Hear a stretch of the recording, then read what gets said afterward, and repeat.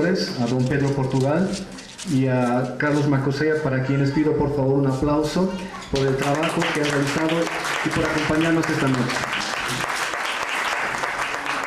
De igual manera quiero agradecer la presencia de nuestros invitados comentaristas, a la hermana Marina Ari, comunicadora social, que nos está acompañando y va a también dar sus puntos de vista sobre el trabajo que estamos presentando esta noche. Un aplauso por favor para Marina Ari. Del Oriente nos visita Hernán Ávila Montaño, director del CEGIS, quien en la tarde nos ha estado acompañando planteando también sus puntos de vista desde el Oriente. Creo que es muy importante y hoy seguramente también va a compartir con nosotros sus puntos de vista. Un aplauso por favor para el señor Hernán Ávila Montaño.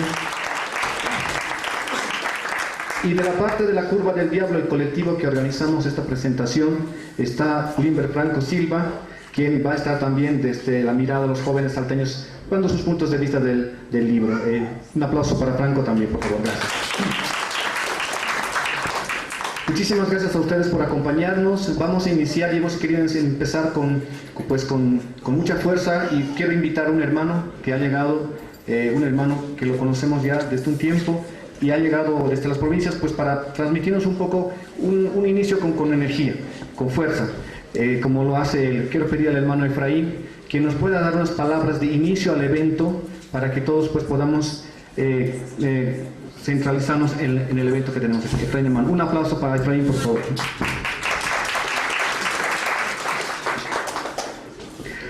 Walikiwa, Hiranaka, Culiaganaka, Kumaraki, Gilata, Pedro Portugal, Carlos Macusaya, y que tiene gateja Pepe Instayapta, Kunka Instayapta, Hayat Ashmawa, Kumaraki, Ashkarumaki, Banai, Sasina. Chakasa, Hiranaka, Culiaganaka, Hichurunaganka, Waktistua, Aymar, Arusata, Arsunya, Ukamaraki, Quechua, Arusata, Arsunya, Kunhamate, Hichurunaganka. Valió Arusita, proceso de cambio, proceso de descolonización, proceso de descaratización, proceso de descojudización. Kunaiman arunagao arsut hiranak kuyaganak. Ukache casa haniwa en teoría, ukamaraki discurso, aruto kinaganakwa unyhasiraki, kilakato kinaganakrak unyhasiraki. Ukatu anayahama. Hayamar hilat hama mawainuch hama chakas naya hutawaitu kaisa kota tierra mahta lago titikar kauksat pacha sutekas tisatawa hilata Efraín humanagataki tak pacha hilanak kuliganak waliki ukun hamateh chakasa humanagaw yatip ta kumarustakini yatip haraktana naira kata halait aymuntua kitinagateha kunkanchayapki pekinchapki aka Curva del Diablo hupanagaru chakas hayalta hupanagarakiwa narusa hawilt aniphitu aksaruburt aninyataki takpacha hilanak kuliaganak kaltan muntuan nairakata hilanaka kuliaganaka kumaraki wainuchu nakaskangaraki utawa kunakasa kunhamateha hilata cristianos satsutinakaki kumarusa católicos kunaiman chakastakiru lakanchayap karaki hiwasanakan hasarawisanakaha sapisanaka hakaskiwa kumarusa kamaskiw hiwasam chiktata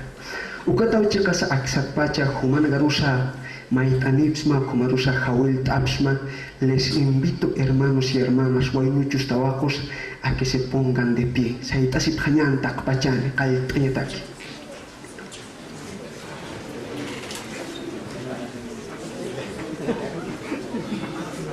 Walki uchakasa hilanaka kuyaganaka kitinagates kun kanchayapta la kanchayapta pekinchayapta wasita tampis hayayataki siptawa kun hamates cristiano nakachakasa walwa maitasip que Dios au que Dios yo Dios Espíritu Santo chakas wali machistau hilanaka kuyaganaka chahiwasa nagaha utihara kistu ma sarawi ma taki ma untawi saraktan wa ma hachataki chakasiwasa nagatake hichuru nagansa ikas pas kumawa koyo kipahanagan sa iman tatakas pas ukamawa ukatawa mayampis aymara quechua tupi warani hukampis rawi nagasa chamampi kalitanya taki aka kamasan maitawaya hupanagaha kayarapanya bataki takpach hilanak kuliganak munata achachilanaka awichunaka ukamaraki hayapachang kirinaka alaha pachang kirinaka akapachang kirinaka mangkapachang kirinaka takpacha uyuwirinaka kunturmamani ukamaraki tupakkatari achachila Bartolina achachila tupakkatari achachila Micaela Bastidas awicha ukamaraki sarati wilka achachila ukamaraki hukampi hiwaratanaka uti harakina hubanagan shutipharu ukamaraki silelika sahama kapia ukamaraki sampakachi kanchis achachila hukampi uyuwiri achachila naka kuntur mamani wainana gasa tawaku nagasa hichurun ha mayampi wapkupi kayumpi kupi amparampi tsiki amtampi tsiki kamasa lupe amuyumpi sarantataki maitani bismawa akapachat-pacha naira katar sarantanyataki wainuchu nakasa tawaku nakasa hilata Pedro Portugal Carlos Makusaya hilatasa wainana karu takpacha hiskalala nakarusa masuma amuyu masuma anta masuma hakawi kamawi katanyataki naira katar sarantanyataki apunaka ilyanaka wakanaka hukampu iwirinaka akat pacha mait anipsma naira katar sarantanyataki ukamarus icharu masa askin hama uka amuyunaka uka lupiwinaka uka takinaka tsiki antanaka chui masaru kamaraki pikitukasaru katukawinyataki masuma chikpacha liberación del collasuyo tawantin suyo hikatanyataki ukatwa takpacha hilanaka kuyaganaka hawil tabsma yanat abhitsasina hayaya tupakkatari hayaya Bartolina sisa hayaya hiwasanaka kama panay takpacha hilanaka kuyaganaka kuntas hawaraksnawa.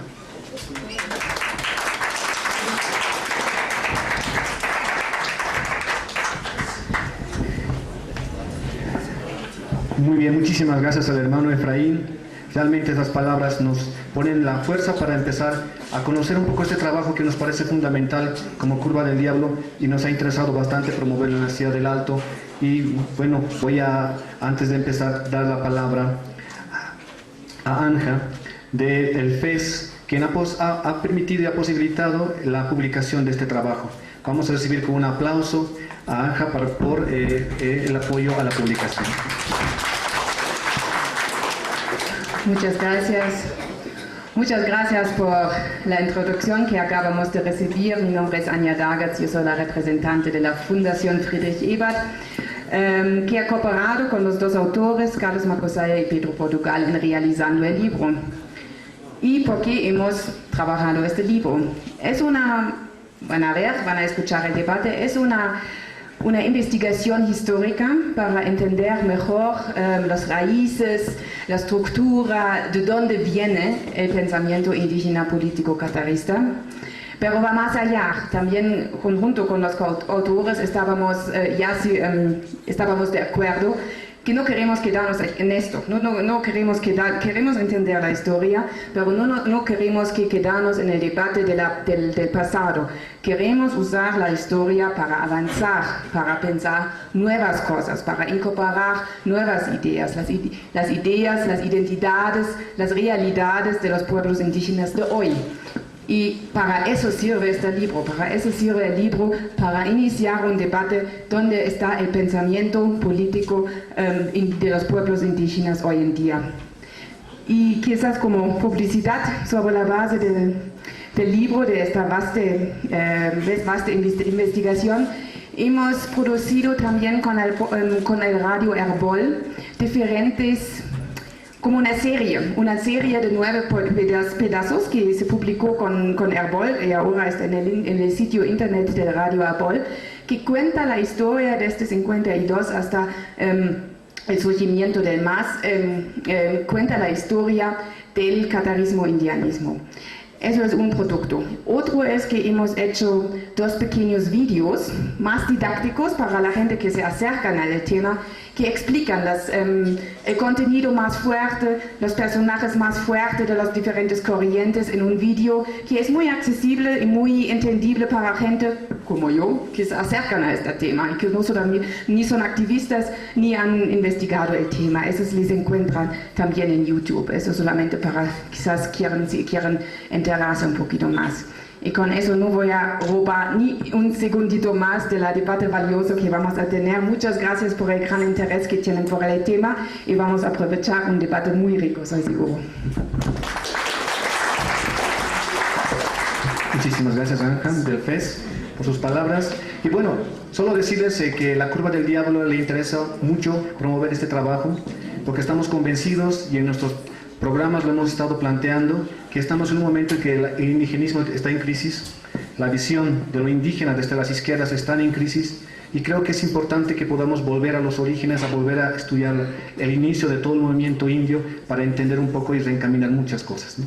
Estamos con un programa en red en YouTube. Esta presentación también la van a poder ver, y también estamos por la radio todos los sábados de 8:30 a 9 por 98.2 FM, el Radio Cepra, la Curva del Diablo Radio, ¿no? Quiero agradecer a todo el equipo de la Curva del Radio que hoy día han estado correteando de aquí abajo junto con la gente del FES, llevando y trayendo cosas. Realmente es un trabajo bastante difícil. Sin embargo, viendo a toda la gente que está aquí, pues estamos bastante contentos y muy satisfechos. Voy a pedirles por favor un aplauso. Vamos a empezar con don Pedro Portugal, que nos va a reflejar un poco su trabajo.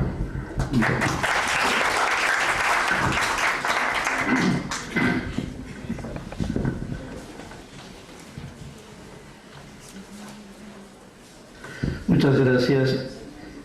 En una presentación es más importante el criterio de las personas a las cuales se solicita que lo comenten, porque son ellos los que desde diverso punto de vista tienen una opinión, se forman una opinión y hacen ver los aspectos positivos, los aspectos no positivos, las lagunas, las deficiencias, y dan un punto de vista que a quien ha escrito, en este caso los dos autores del libro, interesa mucho, porque ningún libro es acabado, todo libro es una obra, y una obra que generalmente motiva a otros que la concluyen, la completan, y a veces también motivan al que ha escrito para poder mejorarlo. Y para esto no hay nada mejor que la apreciación externa, la apreciación de personas que pueden opinar. Entonces, yo voy a dar simplemente algunos criterios generales sobre qué es aquello que particularmente nos ha motivado a introducirnos en este trabajo. Todos somos testigos de un momento histórico muy interesante, esto que se ha llamado proceso de cambio. Ha habido otras generaciones que han vivido igual épocas muy interesantes en Bolivia. Ha habido momentos de ruptura, cuando ha habido la independencia, ha habido más antes la guerra de Túpac Katari, ha habido la Revolución Federal, ha habido el 52. Entonces, en la historia de Bolivia son algunos momentos donde las cosas se quiebran y parece reordenarse. Y en todos ellos ha habido una intervención indígena, una intervención aymara, una intervención quechua principalmente. Pero casi todos estos procesos, o en general todos, terminan frustrándose. Si analizamos, por ejemplo, la independencia de Bolivia, quienes fundaron Bolivia fueron las mismas personas que eran realistas, que estaban contra la independencia y que después se dieron la vuelta. El más emblemático de ellos es Olañeta. Tenemos en la Revolución Federal unos liberales que quieren que Bolivia sea federal, luchan contra los conservadores, ganan la guerra, ganan gracias a la República, pero después Bolivia no es ni liberal, no es ni federal. O sea, las haciendas van a continuar, el 52 va a tratar de desestructurarlas, se va a hacer unas reformas grandes, pero igual va a caer en una crisis, va a caer en una frustración. Y si analizamos la historia, en cada momento de crisis, de definición y de frustración, ha habido una fuerte participación indígena. Y esa participación cada vez es más organizada, políticamente más fuerte y más contundente. Lo interesante es que la contundencia máxima empezó antes, fue la gesta de Túpac Katari. Hubo una claridad política, hubo una claridad en las alternativas que después no se fue repitiendo, sino lenta y penosamente. Pero se va, digamos, avanzando. Y el 52 produce una frustración, y a partir de esa frustración nacen los movimientos indios contemporáneos. Y ahora estamos viviendo también una frustración. es como si se hubiese parado todo un impulso que había. Recuerden ustedes los primeros años, se hablaba de descolonización, de gobierno indígena, de aquí, de allá, etc. Y lentamente las cosas van cambiando, ¿no es cierto? Entonces, inevitablemente, esto va a provocar una nueva reacción. Y nosotros pensamos que esta nueva emergencia de lo indígena va a ser esta vez más fuerte y quizás más definitoria, porque no se han resuelto los aspectos de fondo. Ahora, cuando se trata de resolver algo, se trata de aportar. ¿Y qué es lo que habíamos visto nosotros cuando hemos acompañado al movimiento indio Tupac Katari? Que había una gran fuerza, que había una gran energía, es un movimiento pionero que ha sentado las bases sobre lo que después se ha edificado, pero que también había fallas y había deficiencias. Y una de esas deficiencias es que estaba poco postergado el dominio de lo escrito, de tal manera que eran otros y de afuera los que interpretaban. Y la mayor parte de la gente que escribía difamando, atacando. Si cualquiera de ustedes hace una investigación y va a las bibliotecas, va a encontrar que hay relativa abundancia de documentos sobre el catarismo y la Confederación de Campesinos, y casi no hay nada sobre el indianismo, casi no hay nada sobre el Mitka. Y cuando se encuentra algo es porque critican, porque ponen el acento en lo malo, porque difaman. Entonces, una de las motivaciones ha sido dar una opinión de lo que había pasado, una opinión crítica, por supuesto, porque tratamos de que algunas cosas no se repitan, lo que consideramos que pueden haber sido deficiencias, pero sobre todo que motive el escribir. Especialmente los jóvenes ahorita son testigos de acontecimientos y ellos tienen que empezar a escribir, tienen que empezar a teorizar, tienen que empezar a hacer ciencia histórica. Entonces, la idea ha sido esa, dar un aporte dentro de unos parámetros de discusión, un parámetro crítico de lo que ha pasado, para que sirva de elemento para lo que va a venir. Porque lo que viene siempre es al mismo tiempo continuidad de lo anterior, pero también diferente. Antes de los Mitkas, ¿qué era la corriente? La corriente era la ciudadanía legal. Y en ese marco se hizo el primer congreso indigenal en Bolivia, por parte, digamos, de los militares revolucionarios que precedieron al MNS. Pero esa cuestión que era lo característico, después pasa a ser irrelevante cuando hay una especie de salto. Cuando hay un grupo de personas que dicen, nosotros queremos el poder, si como indios nos han oprimido, como indios vamos a tomar el poder, y hacen al mismo tiempo una ruptura y también una continuidad en las luchas anteriores. Eso es inevitable porque todos somos pueblos históricos, vivimos cosas que antes no se ha vivido. Entonces lo que va a surgir va a ser cosas fundamentalmente marcadas por lo que está pasando ahora y por lo que va a pasar y por el contexto internacional. Pero eso no sirve de nada si uno se corta de un pasado. Una manera de introducir ese pasado, de introducirlo críticamente, no para reproducir las cosas que había antes, no para tomar partido por las contradicciones que había, sino para que sirva de insumo para que surja algo.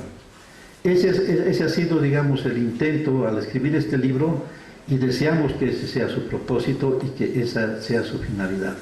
Y ojalá nosotros vamos a estar muy contentos, yo personalmente, si a partir de esas ideas surge, digamos, nuevas concepciones, surgen nuevas interpretaciones y sobre todo si surge una nueva acción. Porque el transcurso de nuestra historia ha sido una lucha de descolonización, no en el sentido actual que le han puesto más o menos folclórico, sino en el sentido de recuperar la iniciativa política y de controlar la vida social. Entonces eso ha sido cortado con la colonización y hasta el momento no se lo ha recuperado plenamente. ¿Cómo hacerlo? Se necesitan ideas, se necesitan tácticas, se necesitan estrategias, se necesitan vinculaciones. Hemos hecho este libro porque hemos tenido una colaboración de una institución que habíamos visto nosotros antes en nuestras épocas, cuando yo era joven y cuando el Mitka era bastante fuerte. Todas las instituciones se cesaban al indianismo y el indianismo por reacción se oponía a ellos. Entonces había una contradicción fuerte, pero entre esa contradicción de gente que era la más noble desde mi punto de vista, que luchaba, que sacrificaba, había gente que aprovechaba esa contradicción para poder hacer su propio juego. Entonces, estamos en un terreno donde hay pensamiento político y donde hay práctica política. Y el pensamiento político es también buscar aliados y conocer cosas diferentes, conocer lo que pasa en el mundo. En la manera que con sabiduría se implementen esas cosas, quizás estos tiempos sean los que vean la definitiva y verdadera liberación del indígena. Quizás estos años que vienen sean aquellos que sean testimonio de que se concretiza aquello por lo que ha muerto Túpac Katari. Muchas gracias. Muchas gracias a don Pedro Portugal, uno de los autores. Hemos querido iniciar con uno de los autores y vamos a ir ahora a los comentaristas para terminar la ronda con el segundo autor, ¿no?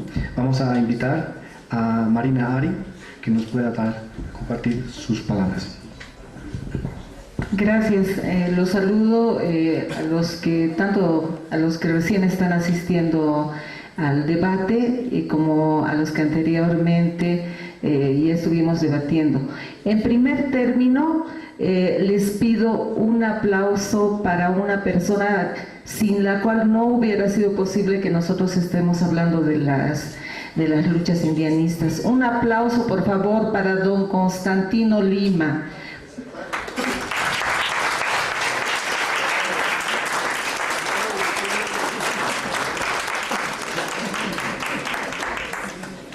El libro que voy a comentar es un libro imprescindible, no solamente para un historiador, un sociólogo, un estudioso de los movimientos sociales, sino también para un activista que esté dentro de las luchas indigenales. ¿Por qué? Porque es un esfuerzo increíble, un esfuerzo además muy inteligente de rescatar las luchas personales, luchas terribles que han tenido varias personas por hacer lo que hoy es el indianismo, por sacar a nuestros pueblos de la explotación, por sacarlas de y no me estoy refiriendo a una miseria económica solamente, sino a la situación en que vivían.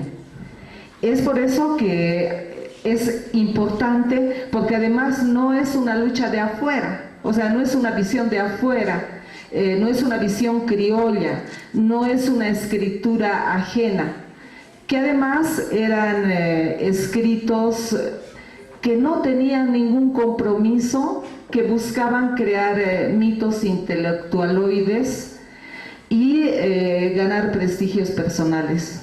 En cambio, esa es una visión que se hace en base a los testimonios de diferentes luchadores. Y eso es lo principal, se rescata a personas que no conoceríamos, a ideas que no conoceríamos si no fuera por ese trabajo de investigación que han hecho.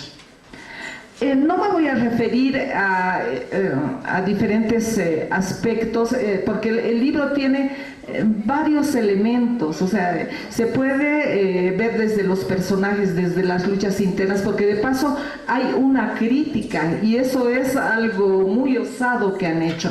Es una crítica desde adentro, a ciertas fracturas que tiene el movimiento indianista, a las luchas y confrontaciones, inclusive de personalidades que han debilitado lo que es el movimiento, e inclusive es una crítica a imposturas gracias a las cuales está un gobierno como el que tenemos, donde detrás de eso dirige en realidad gente como García Linera. Entonces es un apropiamiento indebido de las luchas ajenas. Y esto, lo va a mostrar, y va a mostrar otros aspectos más. A mí lo que me interesa, y escojo solamente una parte, el libro es riquísimo, porque además es una propuesta abierta, para que se forje una nueva propuesta de lucha, para que se reencauce lo que ha sido el indianismo con influencia de la lucha de Túpac Katari.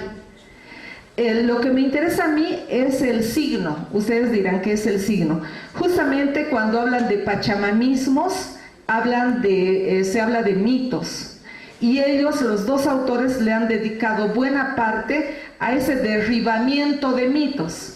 En la anterior charla, quienes no estuvieron presentes hubieran podido escuchar una interesante participación que decía, pero no derriben todos los mitos porque se queda un indio casi sin programa. O sea, ¿qué hacemos? Un indio vacío, exactamente. Sin embargo, yo creo que lo mejor del libro es justamente mostrarnos este camino de desmitificación para poder construir, reconstruir en realidad de nueva forma. Dentro de estos signos hay un concepto, porque tienen conceptos que hay que leerlos con mucho cuidado. Uno de los conceptos más lindos es la prueba de autenticidad. O sea, muestran que desde diferentes, por ejemplo, desde el primer Congreso Campesino se pide una autenticidad. O sea, dicen, hay los campesinos dicen, ¿no?, que han asistido al primer Congreso Indígena, llevaban sus ponchos, abarcas, eran auténticos. Eran auténticos porque tenían sus ponchos, sus abarcas, etcétera, etcétera. Y esa prueba de autenticidad ha seguido hasta hoy, donde pese a que varios de nuestros líderes han dicho no, eso no es autenticidad. El indio no solamente es el campesino, el indio puede ser todo lo que quiera, o sea, uruchi directamente. Entonces, pese a que hay una transformación de lo que es el indio se apropia de las ciudades, el indio se apropia de todo lo que es suyo porque finalmente esta tierra es suya. Pero no, o sea, van diferentes partidos, diferentes periodos históricos, diferentes intereses que podríamos llamar blancoides, piden esta prueba de autenticidad. ¿Quién es indio en serio? Y esa es una cosa muy interesante que ellos plantean. Dentro de esa prueba de autenticidad, a mí me interesa, porque yo soy mujer, el tema del chachahuarmi, e insisto en el tema del chachahuarmi, porque el chachahuarmi es un mito, y así lo plantean los autores. Porque se cree que los movimientos, no, estamos todos integrados, hombres y mujeres, porque la mujer ha estado siempre ahí cocinando. ¿Acaso no estaba en el proceso? Estaba pues, y estaba acompañando ahí con la guagua y estaba cocinando. La hemos integrado. No se trata de eso. Es muy valiente el libro, o sea, porque muestra que tiene que haber una contemplación de una de las grandes fallas, que no solamente es la confrontación, etcétera, etcétera, sino también el machismo andino, y así lo ponen en un párrafo, lo califican así. Es una de los elementos fundamentales que inclusive marxistas han desechado, pero las mujeres existimos y somos una parte importante. Y más todavía en las culturas andinas, donde la principal deidad es la Pachamama, la esencia femenina, donde Bartolina Sisa y Gregoria Paz tenían un proyecto propio, y al lado de sus compañeros, es cierto, pero propio, al mostrar inclusive caminos diferentes. Por ejemplo, ¿qué dice Bartolina Sisa? Bartolina Sisa muestra un proyecto, dice, nosotros tenemos que gobernar, porque esta es nuestra tierra. Y eso le dice, mediante torturas, le dice, a ver, India de tal, ¿por qué te has levantado? Y ella dice, porque esta es nuestra tierra, y los españoles que se vayan a gobernar España. Por eso he luchado. Y además,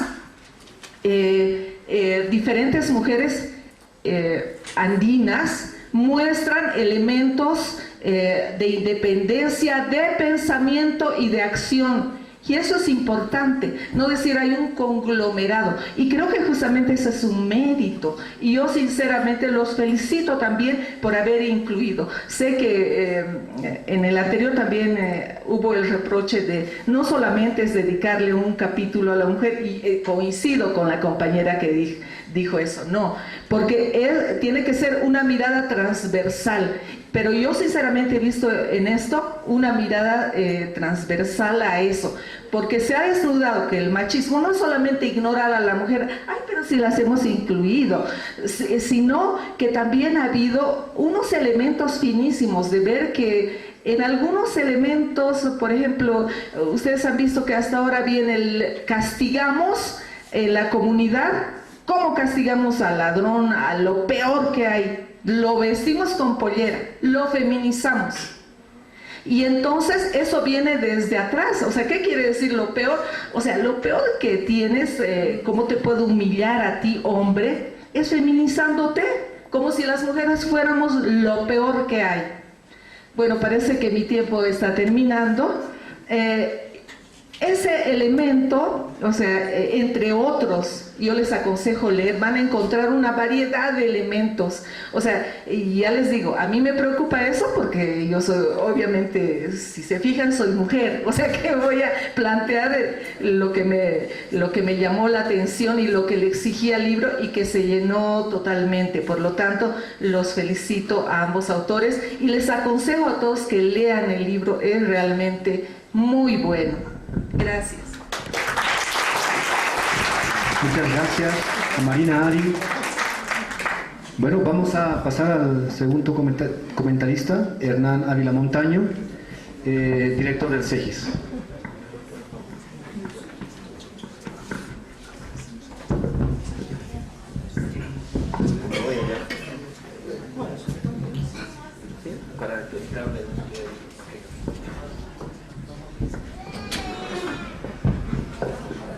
Gracias.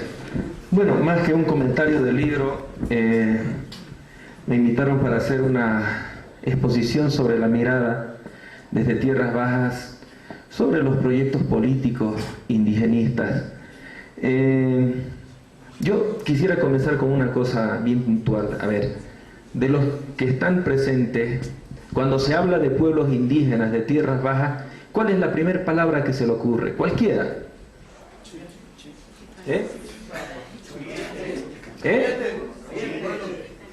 Oriente, Chiriguano, Camba, Chuncho.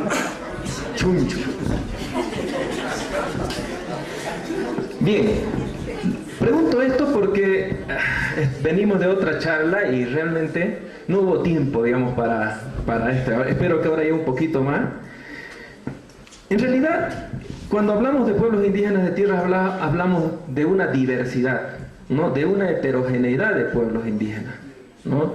A veces se piensa de que, bueno, de lo andino hacia allá, tupi-guaraní y se acabó, ¿no es cierto?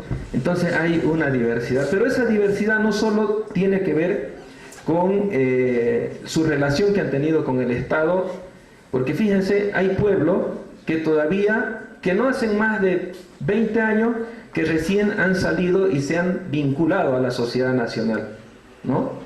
O a la sociedad envolvente, como quiera llamársele a esto que ahora llamamos Bolivia, ¿ya?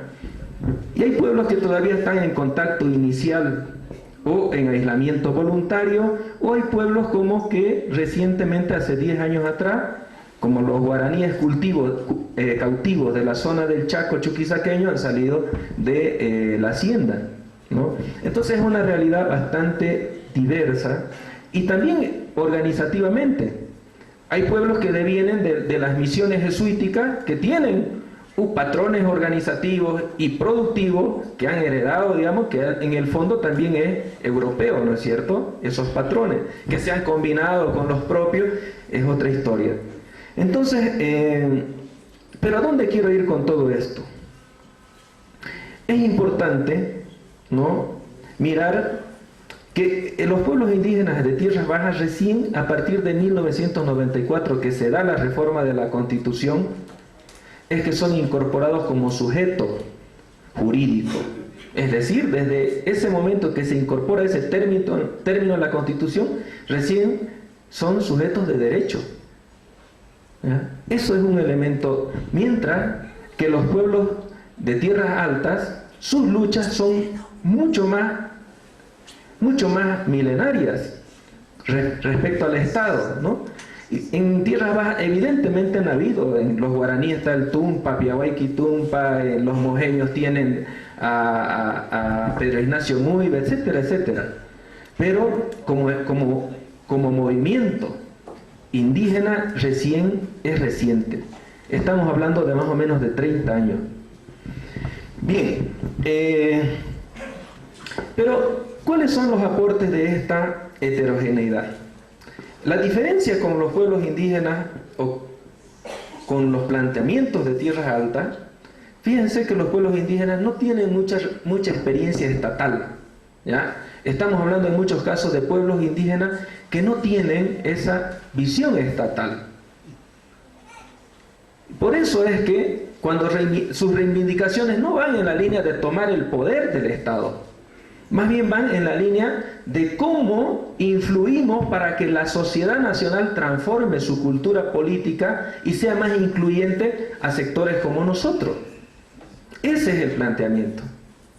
¿Ya? Ahora, en 1990, por ejemplo, con la marcha recién, de alguna manera yo creo que ha sido el hito y también ha logrado poco a poco desencadenar un conjunto de reacciones sociales, eso de la marcha. Primero incorporar el tema de lo diverso, de que somos diversos, ¿no? No todos somos quechuas, no todos somos aymara, ¿no ve? Inclusive dentro de quechuas y dentro de aymara, si hablamos con los del CONAMAC, van a comenzar a decir nación, ¿no? Nación Caracara, nación Sora, nación, ¿no? Ya ustedes saben. Entonces, por ello es que ese creo que es un aporte fundamental, porque modifica la cultura política a nivel nacional. El otro elemento es que los pueblos indígenas de tierras bajas también han logrado de alguna manera contribuir a construir ese bloque social, sobre todo rural, ¿no? Que ha liderado el proceso constituyente primero y luego el proceso de cambio, más allá de lo que ha ocurrido ahora, de eso no vamos a hablar, ¿no? Que seguramente coincidimos. Y claro, en su interpelación al Estado monista y colonial, ¿no? Han incorporado también esta propuesta de la Asamblea Constituyente, ¿no? Pero hasta aquí me voy a quedar porque sé que el tiempo es corto. ¿Cuáles son los riesgos que yo veo ahora a veces cuando miramos tierras bajas y miramos nuestro propio proyecto político desde tierras altas, ¿no? Primero, nosotros también cometemos el error a veces de mistificarnos, de mistificar a los pueblos indígenas de tierras bajas, ¿no? Como portadores de alternativas de desarrollo, como reserva moral ante la crisis civilizatoria de valores o de una propuesta ambiental mucho. También indígenas de tierras bajas también depredan, ¿no? Y también están vinculados a otras ideas políticas. Lamentablemente, y aquí voy, el mercado y el Estado también ha jugado su papel, y el papel ustedes saben cuál es del Estado y del mercado, ¿no? Es terminar con todo lo que es la visión comunitaria. Los territorios indígenas que han logrado los pueblos indígenas una cosa de más de 20 millones de hectáreas en sus manos en este momento, están en riesgo justamente porque esa visión comunitaria, especialmente en los últimos 10 años de Estado plurinacional, paradójicamente se ha ido debilitando. Es decir, en los últimos tiempos es cuando más se ha debilitado el carácter comunitario de los pueblos indígenas de tierras bajas. Me imagino que en tierras altas también ocurre algo parecido, ¿no? Entonces, ese es el otro elemento, ¿no? Y eso repercute en sus estructuras organizativas. No es casual que estén divididos en este momento, que sus referentes discursivos estén debilitados y estén en cuestión por una generación nueva de indígenas que está comenzando a adquirir otra forma de pensar respecto a lo comunitario, por ejemplo, ¿no? Que hay que debatir. No digo que sea bueno o malo, eso no está. Sí, de pronto no estamos entendiendo esas transformaciones hacia dónde van, ¿no? Eso será otro estudio, ¿no? Bueno, y el otro tema, creo que el tema del social darwinismo sigue presente en indígenas inclusive, ¿ya? Y obviamente en los otros que no se definen como indígenas, ¿no? ¿Qué quiero decir con eso?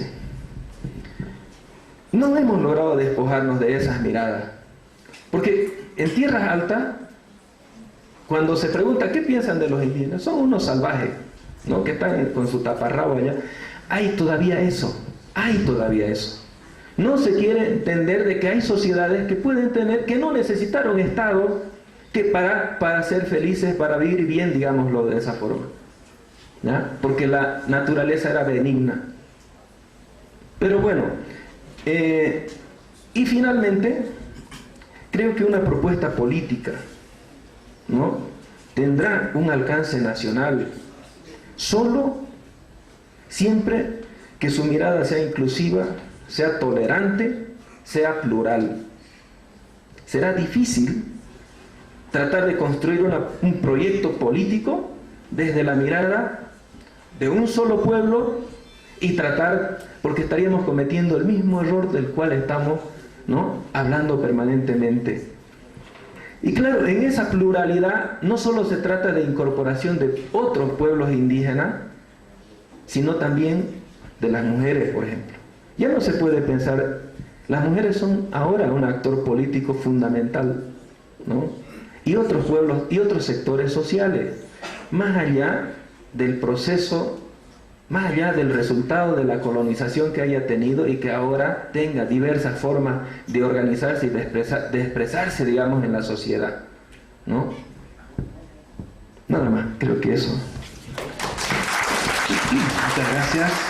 Hernán Ávila Montaño, director ejecutivo del Centro de Estudios Jurídicos de Investigación Social, CEGISP. Antes de continuar con el siguiente comentarista, quiero pedir un aplauso a nuestra visita a las autoridades del municipio de Achacachi, que están presentes también en esta presentación de libro tan importante. Por favor, un aplauso para los hermanos del municipio de Achacachi, del Consejo Municipal del municipio de Achacachi. Gracias. Bueno, vamos a dar la palabra a nuestro hermano Limber Franco. El colectivo del Diablo le ha pedido que en nombre del colectivo pueda dar sus palabras y sus comentarios sobre el libro.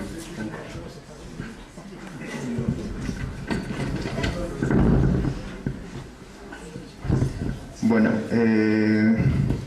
voy a empezar felicitando a los organizadores del evento, a los organizadores de la Curva del Diablo, de la FES, mandarles un saludo muy cordial a todos los presentes, también a los compañeros comentaristas, y felicitar muy sinceramente por el trabajo a don Pedro Portugal, que lo considero un amigo, y a Carlos Macusaya, que es un amigo de mucho tiempo. Primero voy a hacer una pequeña reflexión sobre cómo yo he entendido el texto y cómo lo he leído primero. Yo lo he pasado súper bien y súper interesante leer el texto. En primer lugar porque te refleja una historia que está oculta y una historia que no se ha podido o no se puede encontrar muy fácilmente en los colegios o en las universidades. Entonces, cuando yo he leído esto, lo he leído en el minibús, lo he leído almorzando, incluso me he caído al río y lo he mojado. Y me metí al horno para que seque. Pero esas son las anécdotas de leer este texto.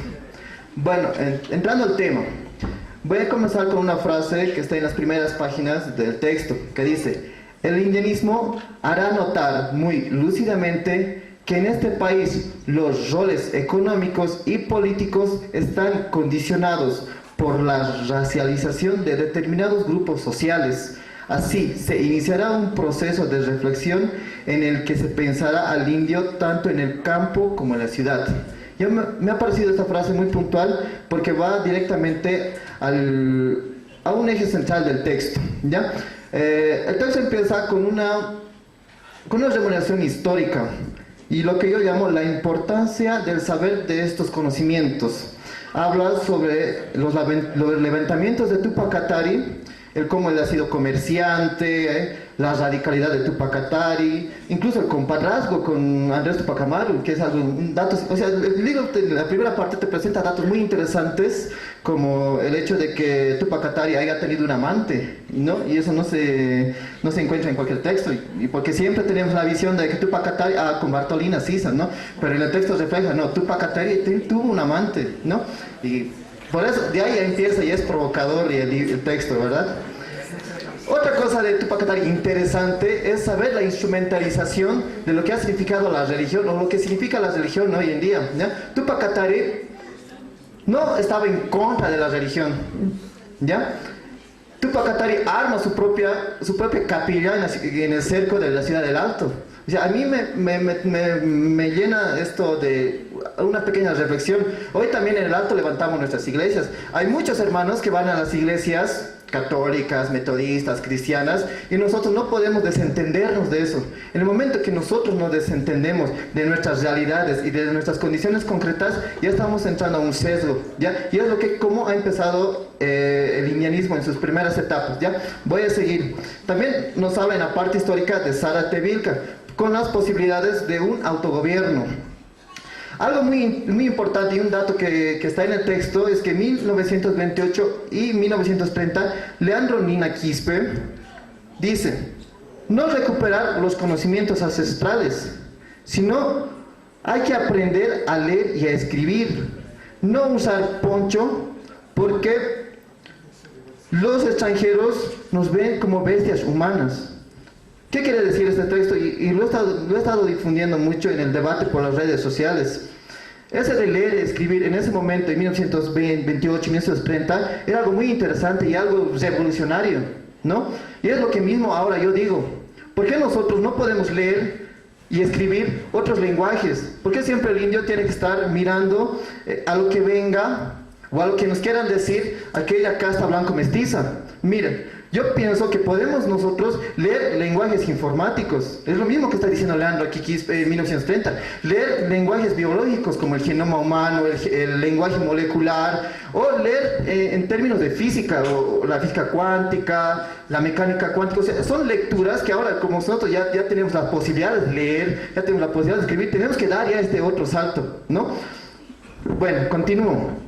Laureano Machaca, en 1952, pretende ser el primer presidente de una república aymara y dice: así como nos han utilizado, esto se refiere a los blancos, ahora nosotros tenemos que utilizar, ¿no? Y hay que traer esa frase ahora en el presente, ¿no?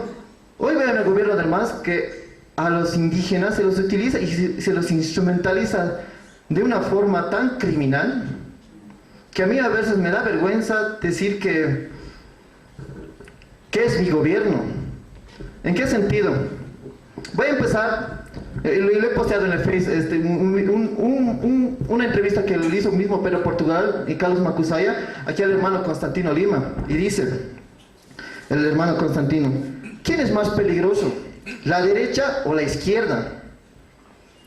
Y entonces responde: más peligroso es la izquierda que la derecha, porque el de la derecha te va a decir indio de mierda, ara de mierda, pero como tú ya estás en condiciones que él te está ofendiendo, tú vas a tener las posibilidades de poder atacar o defenderte. Pero ¿quién es más peligroso? Es el de la izquierda, porque el de la izquierda te dice hermano, como lo hizo Álvaro Salinera con Felipe Quispe: ah, hermano, ¿cómo estás? Uniremos, haremos fuerza, haremos revolución. Pero en un momento determinado te puedes encestar un cuchillo por la espalda. Yo a veces cuando veo a unos pocos hermanos aymaras marxistas, o sea, creo que es algo antiestético, ¿no? Porque te empiezan a hablar de cuestiones de antítesis, síntesis, y yo creo que no va con nuestras condiciones materiales, con nuestras condiciones reales de vida, ¿ya? Porque eso es lo importante, y esta parte ya voy a entrar. porque la segunda parte es la génesis del indianismo. Y yo llamo a este periodo el poder de la voluntad. Porque que un grupo de jóvenes, ahí está Constantino Lima, tenía 23 años cuando ha empezado a organizar todo este movimiento indianista, junto con Raimundo Tambo también. O sea, han empezado a formar todo un proyecto político desde sus limitaciones económicas, desde sus limitaciones académicas y de muchas otras limitaciones, han podido construir un proyecto político, ¿no? Y a veces hago esta reflexión dentro de nuestros hermanos. Nosotros que estamos en las condiciones, podemos agarrar esta cámara, agarramos redes sociales, agarramos todo tipo de tecnologías. ¿Por qué nosotros no estamos ya en las condiciones y en el deber histórico de tomar las instituciones políticas? Tal vez porque nuestros hermanos no tenían esas condiciones, ¿no? Yo les digo abiertamente a todos los que ya me conocen, no vamos a tomar la alcaldía del Alto, no porque queramos agarrar el poder como una forma de satisfacer nuestros intereses, sino porque queremos que este proyecto indianista se haga concreto, o sea, se concretice y se vuelva objetivo. ¿Ya? Continúo. En este periodo de la génesis del indianismo y lo que llama el poder de la voluntad, se crea una transformación desde el indio como objeto político, porque era utilizado por los gobiernos militares, ha sido utilizado en la guerra de Chaco como carne de cañón, pero en 1900 lo que hace Constantino Lima, lo que hace Luciano Tapia, lo que hace Raimundo Tambo, lo que hace Fausto Reinaga, es poner al indio como un sujeto político, ya no como un objeto político. Y cuando eso hace, crea el término indio ya como una categoría política, y cuando se convierte en una categoría política ya estás en condiciones de enfrentarte a otro tipo de teoría, y que esa teoría siempre ha sido el izquierdismo, siempre ha sido tal vez un liberalismo racista. O sea, ya te pones en condiciones de enfrentar y construir un proyecto político. Ya, prosigo. Algo que rescato del texto es que te muestra a los personajes te muestra a los personajes, hace una remembranza histórica y les da el lugar que les corresponde. Nosotros estamos acostumbrados en el colegio a que Simón Bolívar, que Antonio José de Sucre, que Avaroa, pero no te cuenta nadie la historia de nuestros y de los hermanos que han construido este proyecto político. O sea, no nos podemos pensar que ha venido el gobierno del MAS o Evo Morales a traer todo este movimiento de indígenas. No, ha comenzado con estas pequeñas iniciativas que se han convertido en el tiempo un proyecto titánico, ¿ya? Y se ha podido concretar con un presidente indígena, pero no nos podemos quedar ahí, ¿ya? Hay otra parte importante, es la relación del indianismo con el marxismo y las iglesias.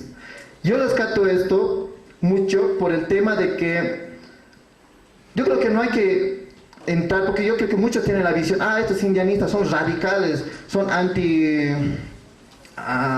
no creen en Dios, o estos indianistas, o sea, son... No, por ejemplo, si estuviera aquí Felipe Quispe, ya me hubiera reñido de la corbata, ¿no? En la tarde estaba hablando de eso. Pero yo creo que el indio, el indígena, se va construyendo en el tiempo, ¿ya? No puede quedarse en un sitio, porque las condiciones de mis abuelos y de mis tatarabuelos es que andaban con abarcas, andaban con poncho, porque no tenían las condiciones materiales, económicas para comprarse lo que yo puedo comprarme, ¿no? Este año, por ejemplo, yo por ejemplo bailo todo el año, bailo morenada, bailo caporal, y este año todavía soy preste, invitados todos ustedes, ¿no? En el Facebook a invitar, a invitación públicas. Pero esas son las transformaciones y eso es lo que nosotros podemos, digamos, agarrar y empoderarnos nosotros de eso. ¿Por qué nosotros no podemos divertirnos? ¿Por qué nosotros no podemos estudiar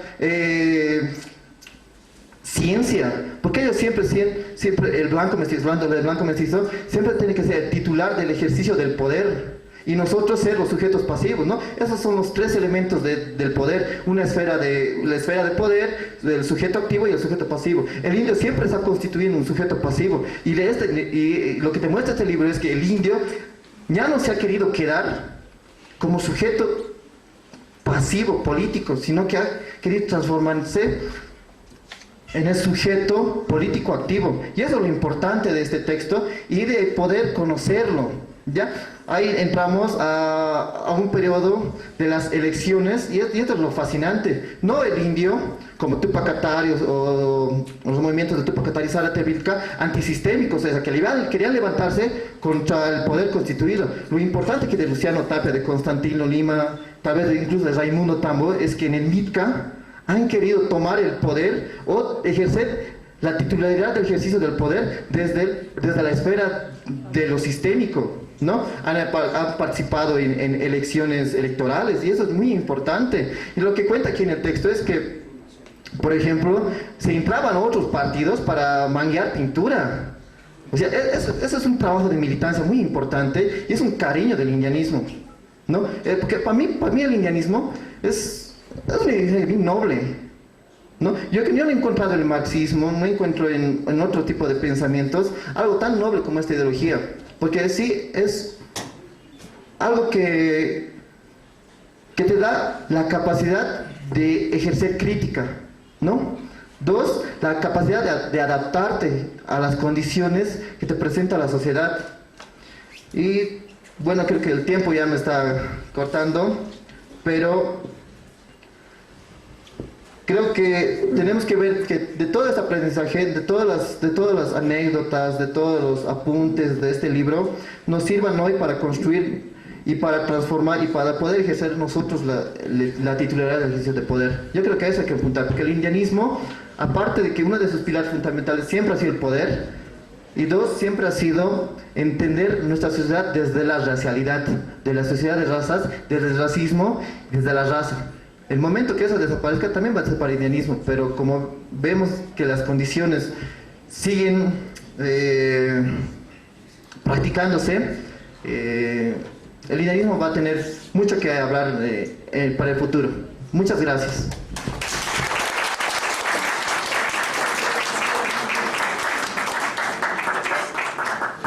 Muchas gracias a Limber Franco. Nos hemos aprovechado que estamos organizando el evento y le hemos dado más tiempo que a los demás, con las disculpas de los comentaristas. Vamos a dar paso al segundo autor, a Carlos Macusaya, quien va a cerrar la parte de la presentación del trabajo. Un aplauso para Carlos Macusaya, por favor. Muchas gracias, Rubén. Agradecido con los organizadores, la FES, los muchachos de la Curva del Diablo, contento por compartir la mesa con las personalidades que están aquí presentes.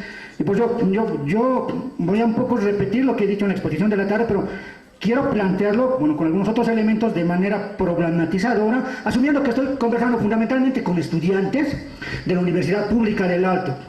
Bueno, primero una aclaración muy pertinente. Es bien interesante notar en muchas personas que cuando se habla de movimiento indígena, a mí no me gusta el término indígena, que remite relación colonizador-colonizado. Colonizador indígena, colonizador alienígena, el colonizado indígena. En esa relación se define. No me gusta el término, pero bueno, porque se entienda. Pareciera que después de 1952 no hay nada y de repente aparece el gobierno de Evo Morales y los indígenas desaparecieron.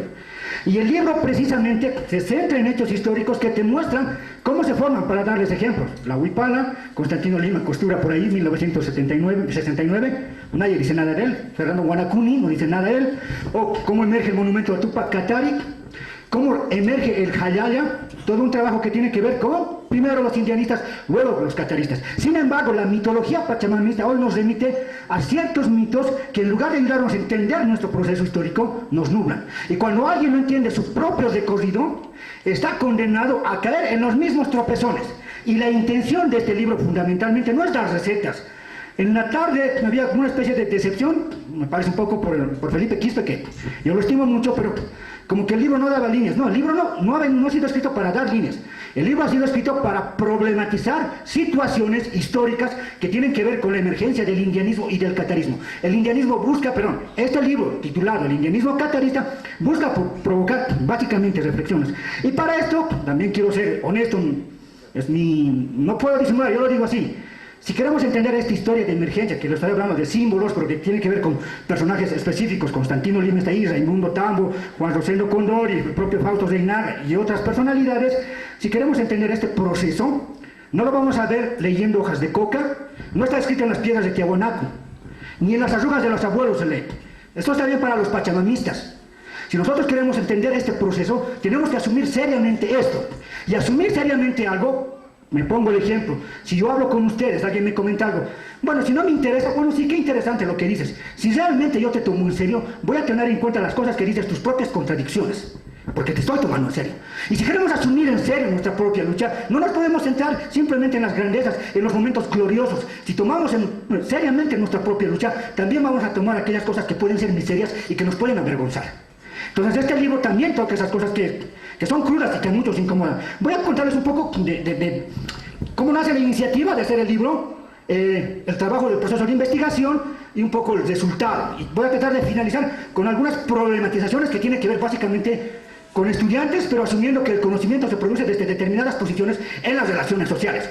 Pero bueno, la iniciativa, el 6 de julio del 2013, se hizo un sinopsis que se llamó Indianismo, Catarismo, Izquierda y Desafíos Políticos en Bolivia. Y como en muchas otras ocasiones, quedó en evidencia que cuando los indianistas de la vieja guardia, por decirlo de algún modo, los mayores, y cataristas, claro, cuando toman la palabra siempre terminan hablando de sus experiencias históricas, porque esas experiencias no se han registrado en libros. Entonces ellos reclaman eso. Entonces, esta era una tarea, digamos, que se presentaba en ese sinopsis, pero en muchos otros espacios.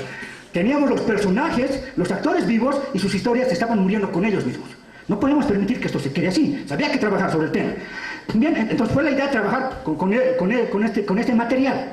Básicamente no simplemente por hacer un reconocimiento a sus luchas, que evidentemente hay que valorarlas en su momento. Hoy por hoy alguien puede decir, soy aymara, soy quechua, soy indígena, soy indio, caminar por aquí y por allá. En los años en que el indianismo y el catarismo surge, decirse indio, decirse aymara, quechua, muchas veces eran motivo de agresiones físicas por la propia gente que se asumía revolucionaria. Y ellos tienen testimonios. Entonces, su emergencia, su actitud política, su irrupción en los diferentes escenarios en los que se movieron implicaba un esfuerzo titánico. Pero no basta con reconocer esa grandeza. Hoy podríamos decir que eso es pequeño porque no fueron grandes movimientos, pero en las pequeñas cosas hay que ver su grandeza porque prefiguran proyectos que en este caso luego seguramente los debatiremos, pero quiero seguir avanzando.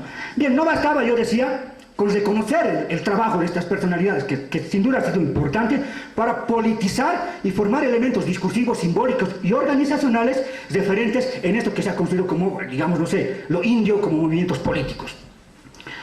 Pero también esto se trataba, y esto es importante, de recoger estas experiencias para volcarnos sobre ellas y reflexionar sobre sus propios fracasos. O sea, básicamente lo que queríamos es mostrar a la gente, a los lectores, y estamos pensando en las nuevas generaciones que van a leer este material, que se encuentren con esa experiencia política que no ha sido, pongámoslo así, que no ha sido metabolizada y por lo tanto no hemos sabido sacar los mejores referentes, las mejores lecciones que nos permitan orientar nuestras acciones políticas contemporáneas. Y como no hemos sabido sacar esas lecciones, caemos en los mismos jueguitos. Yo les sugiero que lean el libro con detalle y van a encontrar episodios que parece que hoy los jóvenes los repiten, las mismas taras. Pues no, porque no hemos sabido asimilar esa experiencia. Entonces este es un reto. Este material va dirigido fundamentalmente a eso, reflexionar y poder avanzar, superar nuestras limitaciones, porque aprendiendo de ese recorrido histórico podemos ver nuestras limitaciones y encarar otros retos. Lo que no quiere decir que no vamos a tener problemas, pero vamos a enfrentar nuestros problemas contemporáneos dejando nuestras taras pasadas. Esa es una de las motivaciones importantes. Bien, el 9 de mayo del 2014 en la FES hace una reunión y me invitan, ¿no? Yo agradezco, y ahí a mí se me ocurrió plantearles que trabajemos, recordando el sinopsis que se organizó, en ese caso, un año antes, 2013, hacer una memoria, o sea, un libro trabajando con los testimonios de los indianistas y los cataristas. La idea básicamente, yo les confieso, fue así, trabajar con sociología, tanto la dirección de carrera y con los estudiantes de quinto año que puedan hacer el trabajo de campo. Así se me ocurrió, no era algo elaborado, simplemente esa era la idea general. A mediados de agosto o septiembre, no, si mal no recuerdo, me llama Pedro Portugal y me invita a participar con él en el proyecto.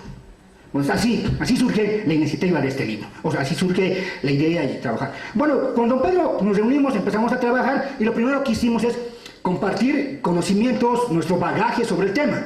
Y a partir de ello fuimos definiendo cómo trabajar. La primera intención, como les dijera, trabajar con los testimonios de las personas. Sin embargo, esto implicaba acumular horas de entrevistas sistematizadas y volver sobre esa sistematización, ver huecos y volver a las entrevistas, una dinámica entre entrevista, sistematización, volver a las entrevistas, y esto era un trabajo un poco pesado, no nos iba a dar porque tuvimos menos de 4 meses. Entonces lo que hicimos fue básicamente en el trabajo plantearnos revisar los textos más representativos que se han escrito sobre el indianismo y el catarismo en investigadores y otros relacionados por una parte, pero también revisar los textos de los propios que los actores han producido. En este caso han sido más los indianistas, estoy pensando en el texto de Felipe Quispe o Luciano Tapia.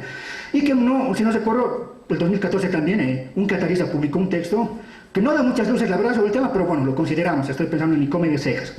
Bueno, esa fue la referencia, digamos, bibliográfica en producción intelectual. También buscamos periódicos que estaban vinculados, que de alguna manera nos daban información sobre el tema, u otro tipo de documentación. Gracias a Nicolás Calle, por ejemplo, no está aquí presente, lamentablemente pudimos tener acceso a cartas de un teniente coronel con respecto a problemas que había en Alto Beni a principios de los 70.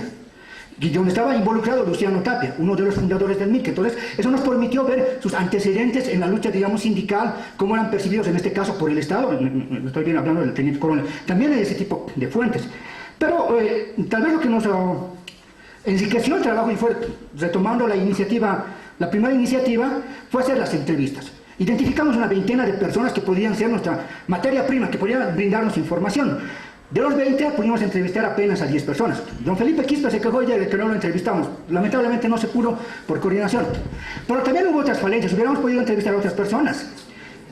Yo lo dije en la tarde y lo repito. No pudimos entrevistar a un señor que no voy a decir el nombre, pero que fue vicepresidente de Bolivia y que nos decía, por ejemplo, cuando yo le llamé para la entrevista, él decía que no voy a poder, le llamé 2 veces porque estoy de viaje. Y justo esos días estaba aquí, no había viajado. O sea, no había la predisposición de colaborar en el trabajo. Y seguramente también por eso van a encontrar que en el trabajo la parte de desarrollar y entender el catarismo es más flaca, más débil que cuando trabajamos el indianismo. Es una de las razones, no la única. Pero bien, estas fueron, digamos, nuestras fuentes, nuestro material a partir del cual trabajamos y tratamos de organizar los resultados, la información, digamos, clasificada de manera cronológica, de tal manera que se vaya explicando secuencialmente el proceso. Lamentablemente, por temas de tiempo, y aquí siempre hay que hacer la distinción entre el trabajo metodológico de la investigación y el trabajo metodológico de la exposición. Bueno, el trabajo metodológico lo habíamos desarrollado más o menos como se los conté, de manera muy escueta. Pero un poco el libro tiene esta flaqueza, y se los digo con mucha honestidad, en la organización de la información, porque una de las cosas que lo dije, ¿no? Por ejemplo, cuando tratamos el tema de los 60, cuando emerge el indianismo, metemos un tema de los 80. Y hay un cruce de datos, ¿no? Bueno, un poco que ahí falló, hay errores que todos los tenemos. Pero bueno, este tipo de problemas, y es aquí un tipo de confesión, los tiene el trabajo. De todas maneras, pudimos armar como 22 capítulos, incluidas las conclusiones, dividido en 7 partes. Van a encontrar de manera muy general, se los planteo así, unas reflexiones sobre las categorías, sobre las ideas que emergen, y esto quiero recalcarlo porque es muy importante. Tal vez a muchas personas les va a parecer difícil, crudo, hasta van a sentir aversión por leer ciertas palabras que escribimos en el libro. Raza, racismo, porque a mí esto me sorprende siempre de los cientistas sociales, la verdad es llamativo. Yo siempre digo, no, un médico no puede decir yo tengo asco a la sangre. Es tu trabajo y tú sabes que en cualquier momento tú te vas a topar con sangre. Y un cientista social no puede decir esa palabra es racismo. Tiene que tener la capacidad de analizar esa palabra y en qué contextos funciona. Eso es un cientista social. Alguien, bueno, ya está bien, una persona que no tiene conocimientos en ciencias sociales puede decir, oh no, ¿cómo vas a usar esa palabra? No. Hago esta aclaración porque los indianistas van a irrumpir en un escenario planteando ideas y usando, resignificando palabras que para la gente de ese tiempo y para mucha gente que hacía política e investigación social era racismo y no merecía ser considerado. O sea, eran como médicos que no les gustaba ver sangre, y eso es un mal médico. Entonces, en ese contexto irrumpen con nuevas categorías. Eso planteamos en la primera parte. Vemos algunos antecedentes, como Franco lo contó, históricamente, para no terminar lo que dice Franco, que porque ya lo dijo, básicamente nos concentramos entre 1960 y mediados de los 90, es el contorno de tiempo que más abarcamos, concentrándonos básicamente en finales de los 70 y principios de los 80, en el desarrollo político, organizativo, trabajo del movimiento indio Tupac Katari, pero a la vez tomándolo del MRTK, el movimiento revolucionario Tupac Katari. Continuamos el análisis con la forma como ciertos eventos internacionales van a condicionar, digamos, la crisis institucional, además de las contradicciones internas, el Consejo Indio de Sudamérica, las divisiones, como inclusive en ese escenario va a irrumpir el pachamamismo, así lo llamamos, y identificamos al padre de esta corriente, en el libro está a Guillermo Carnero Hawk, Y comparamos incluso su discurso con el discurso indianista de los 70 y mostramos la diferencia. El discurso indianista más centrado en problemas políticos, de luchar por el poder con sus limitaciones y deficiencias, pero el discurso pachamamista buscando respuestas en seres espirituales y sabios. Había una diferencia abismal entre el indianismo y el pachamamismo, que después, en los 80, el indianismo va a entrar en decadencia, las nuevas generaciones de indianistas, Carlos Mamanis, Ramón Conde, van a caer en las pachamamadas y van a entrar en ese juego. ¿Qué es la crisis del indianismo? Bien. Esto en general toca el libro, cerramos al final cómo cae el MITCA, cómo tienen problemas el MRTK, y es más o menos lo que tocamos en el texto, con los apuntes que también hizo notar, y agradezco las palabras muy elogiosas de quien fue mi docente, Marina Ari.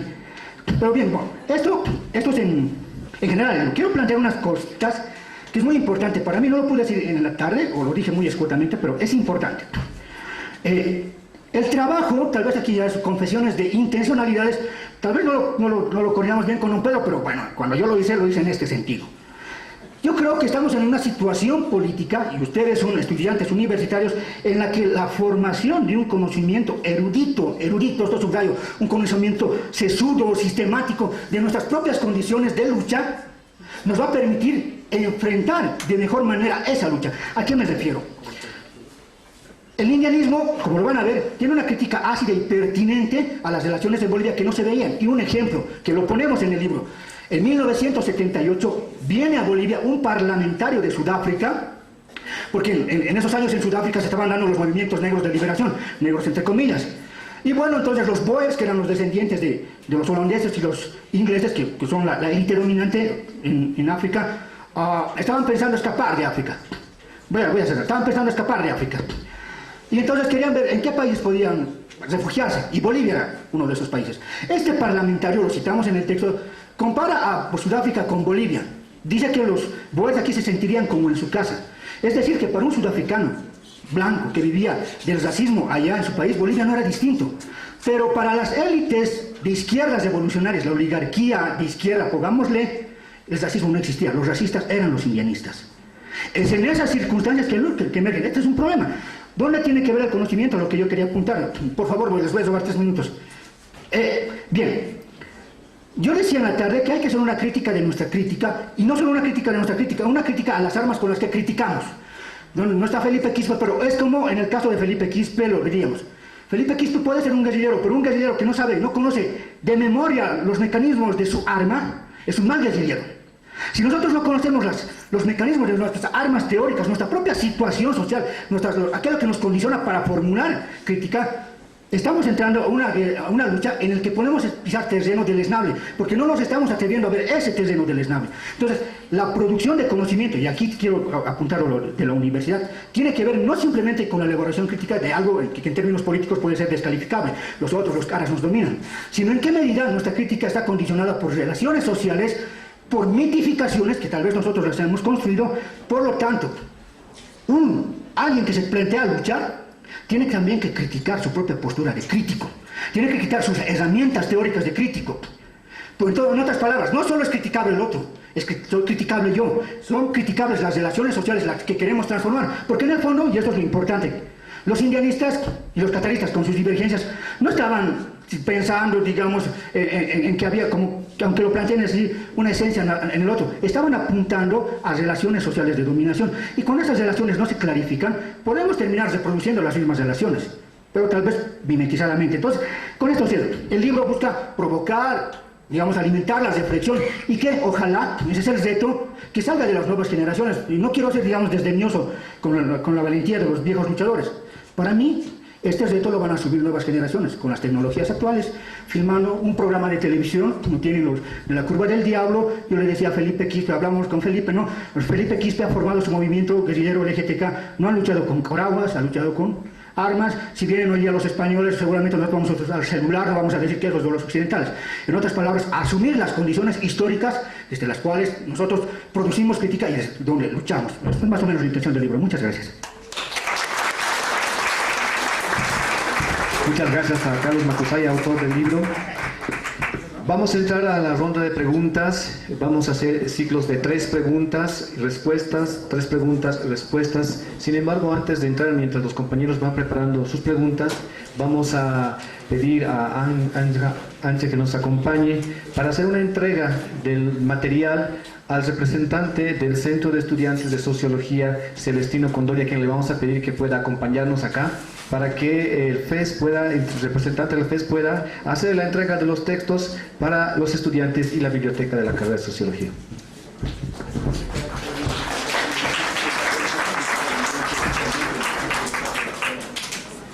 Además, hacer notar que nos han apoyado bastante en la logística de la organización de estos eventos también, con los ambientes para la presentación.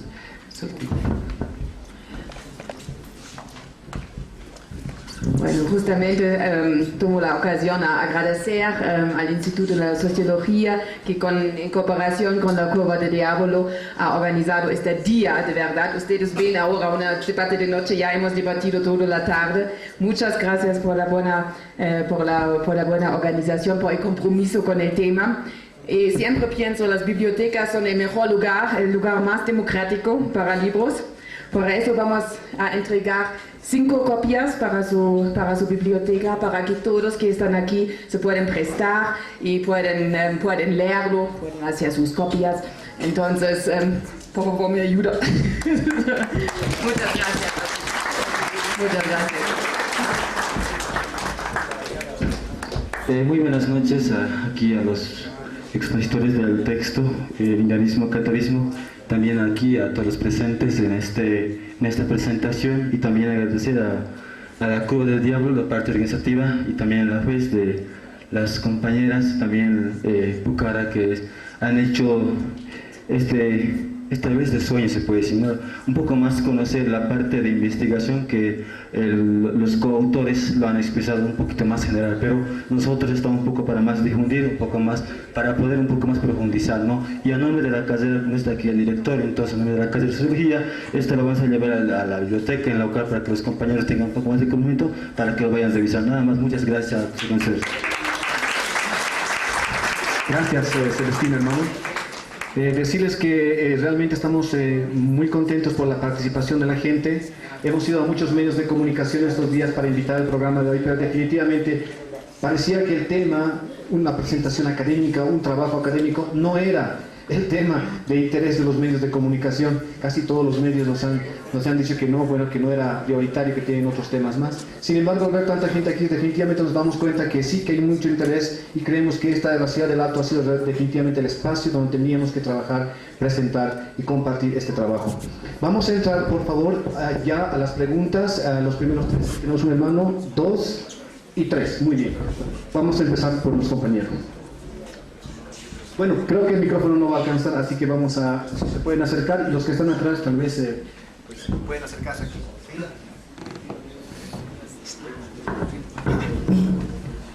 Buenas noches al auditorio, buenas noches a los panelistas, muchas gracias. Felicitar a Pedro Portugal y a Carlos Macosaya por el excelente libro que nos han entregado. Bueno, yo quisiera meter también el dedo en la llaga esta noche y hacer el debate, ¿no? Se ha hablado mucho de lo que es el indio esta noche.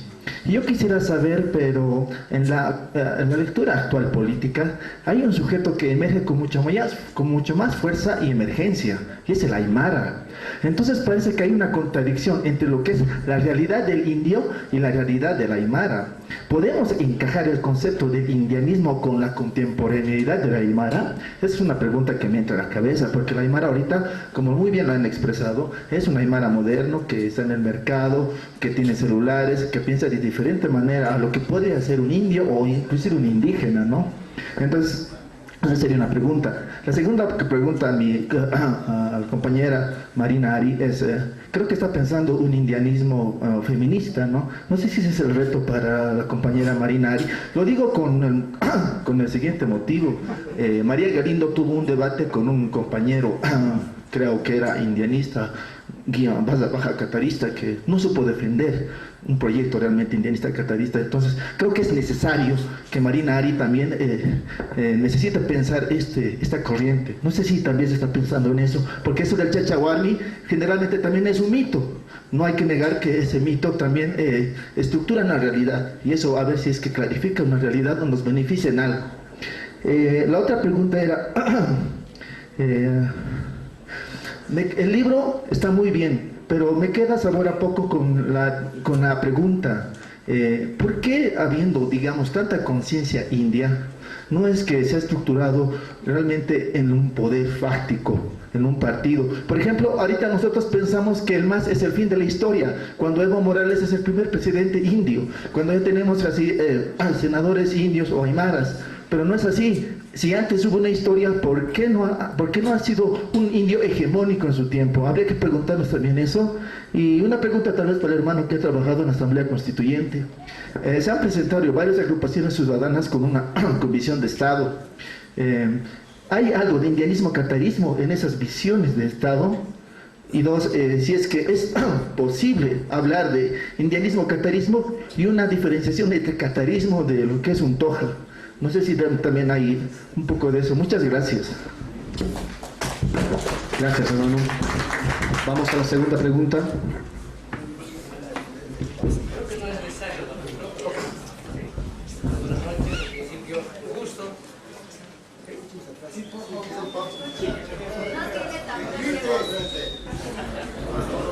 Gracias.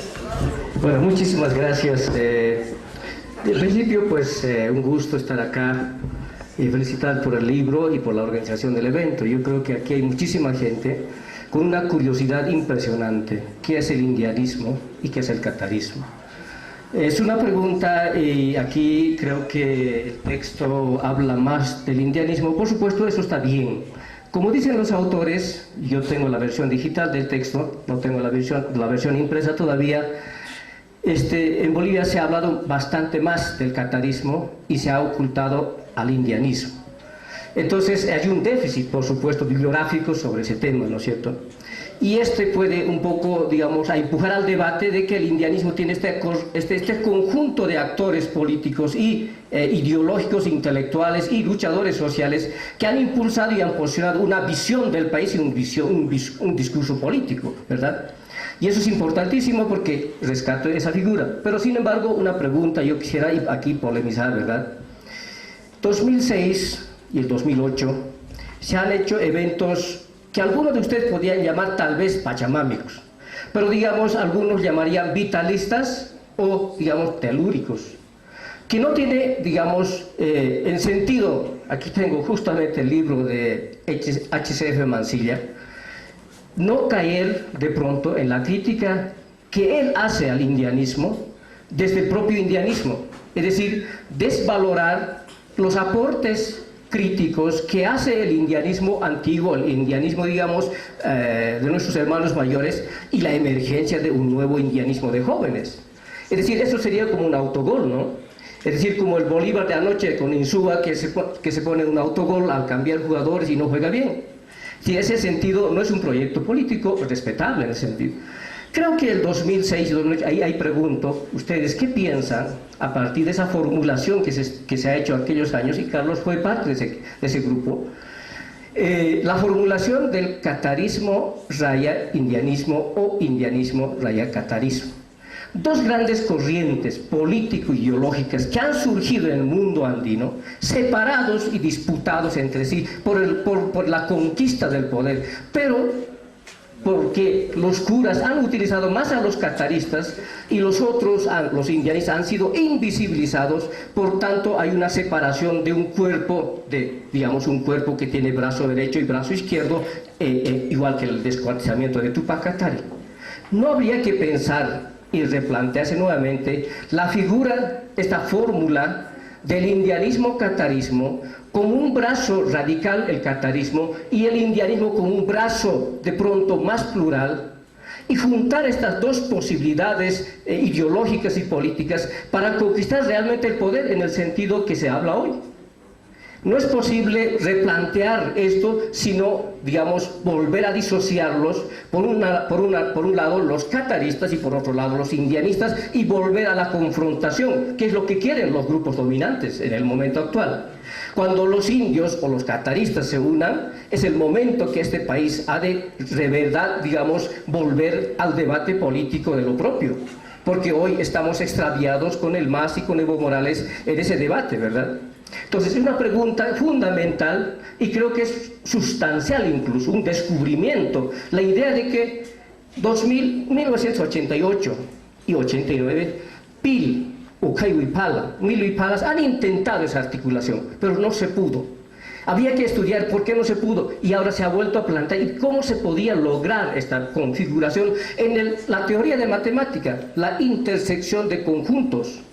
El catarismo indianismo sería la intersección de los dos grandes brazos político-ideológicos del pensamiento aymara o joya, o en definitiva catarista indianista, ¿no? Es una pregunta. Y la otra, vuelvo a decir, yo noto un poco, y ahí planteo un poco la crítica, estoy leyendo al HCF Mansilla, y ¿saben quién es HCF Mansilla? Es un intelectual, liberal, educado en Alemania, y por supuesto es un aristócrata que tiene su propia visión sobre lo que dice el momento actual. Y él habla muchísimo de la crítica al indianismo, y aquí un poquito, no sé si textualmente, pero un poco encuentro la lógica en sintonía con las críticas que hace HCF Mansilla al indianismo, y eso habría que leerlo. O sea, no tendríamos que solamente autocriticarnos nosotros, sino hay que criticar a los liberales que hacen críticas, por supuesto, ilustradas sobre el indianismo y el catarismo. Entonces, HCF Mansilla está en el debate entre el universalismo y el particularismo. El universalismo es el liberal y el particularismo es lo indio o indígena o indianista catarista. Entonces, es una devaluación, digamos, del discurso indianista catarista. Y si no, habría que volver a caer en ese debate, ¿verdad? Esa es una pregunta segunda. Y una tercera me parece importantísima, que hay un auditorio impresionante. Hace poco tiempo que los debates que se armaban sobre las ciencias sociales o la sociología, no había mucha gente, y aquí hay nueva gente. En el año 2000 yo he visto, nosotros organizamos un debate, gracias por el tiempo, había muchísima gente en el año 2000 de escuchar sobre el indianismo, catarismo, cuál es el proyecto de país. Ya no el proyecto local, ya no el proyecto catarista solamente, el proyecto indianista solamente. ¿Cuál es el proyecto de país en sentido global? ¿Verdad? Entonces no habría que volver a repensar el catarismo indianismo desde una perspectiva más global. No digo globalización, sino la palabra global no es sinónimo lo mismo que van a decir globalización, sino más global, es más amplia, más articuladora. No habría que pensar de ese modo, ¿no es cierto? Entonces, eso es un elemento sustancial. Finalmente, claro que esto es importante, gracias, perdón por el tiempo. Hay discursos de sentido común. Caramba, los indianistas y los cataristas hace tiempo utilizan celulares, internet, computadores y todo ello. Eso, criticarlo como algo nuevo, es un sentido común. Negarlo ese hecho, yo creo que es algo que no tiene sentido hoy. Viajamos en avión, utilizamos internet, Facebook, Twitter, todos ellos. Eso no es aportar la crítica, sino es un aporte al sentido común de la crítica que hace Mansilla. ¿Verdad? Eso es un hecho que yo creo que hay que tener claro para ver qué es lo que se quiere finalmente con el indianismo catarismo. Gracias. Muy bien, vamos a ir a la última pregunta. Un aplauso. Bueno. La última pregunta del hermano, que se puede acercar, y vamos a ir a las respuestas de los panelistas.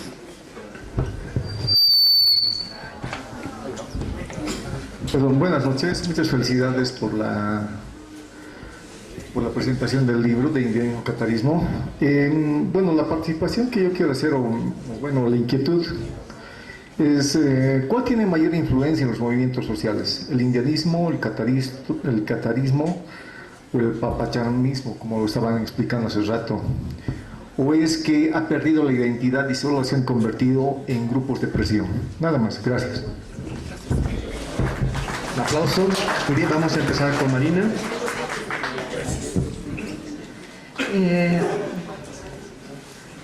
Me ha gustado mucho escucharlo al compañero, porque muestra un proyecto de un joven nuevo indígena. Las mujeres no tenemos un proyecto propio, o es idéntico al del compañero, que me parece el aymara moderno. O sea, todos sus planteamientos muestran un proyecto político genial. Yo creo que nosotras como mujeres coincidimos, pero también tenemos propuestas propias que no llevan a que tengamos que aplicar algo tan absurdo, discúlpeme, porque yo no coincido con un indianismo feminista, ni sé qué quiere decir eso. partamos de lo que sí nos corresponde, que es el Chachahuarmi, que además no es solamente el feminismo de hombres contra mujeres o de mujeres contra hombres.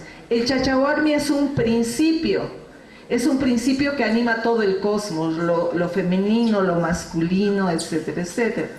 Lo interesante del libro es que ha mostrado que esta relación que se da entre las fuerzas femeninas y masculinas en la parte que corresponde a la relación entre hombres y mujeres, y esa relación se da no solamente en las familias, sino en todos estos movimientos, en estas luchas que se han dado, no se cumple. Y es por eso que hacía una referencia respecto a la importancia del libro sobre esto. Simplemente es.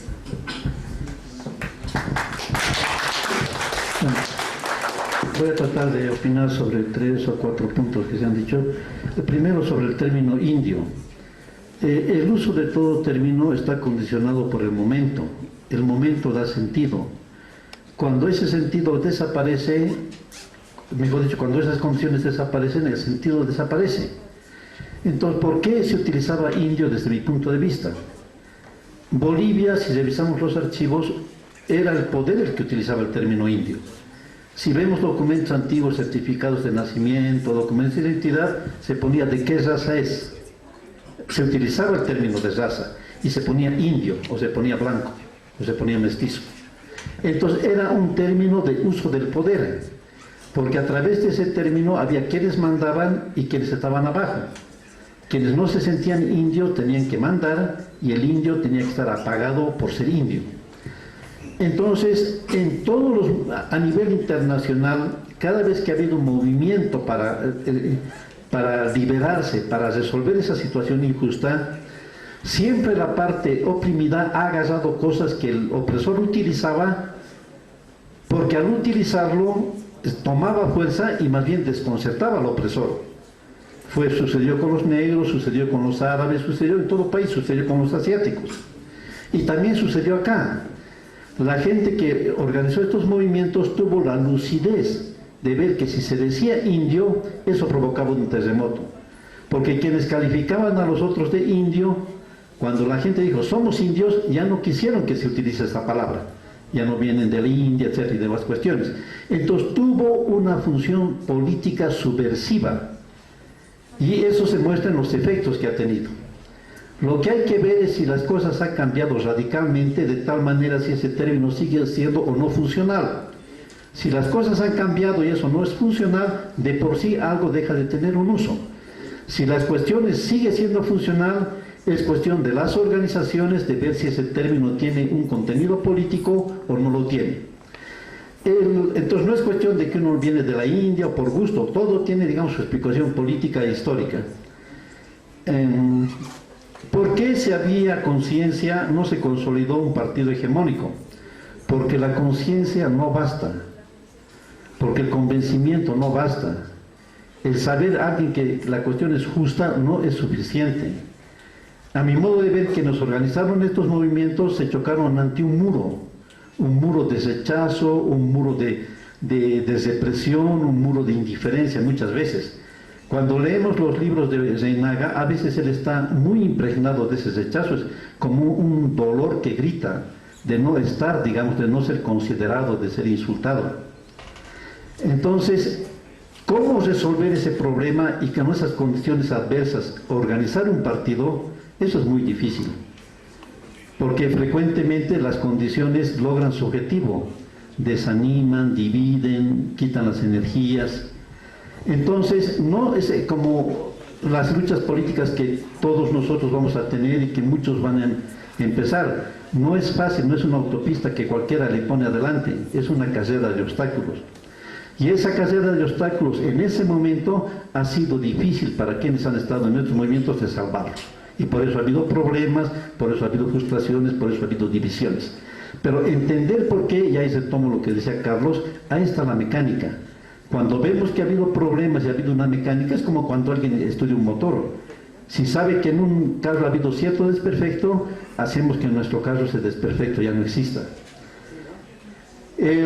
La cuestión de lo ritual, un poco que va a lo pachamamismo, es cierto, el año 2006-2008 empezó una resurgencia de esta corriente y Pablo Mamani estuvo animando, digamos, este acontecimiento.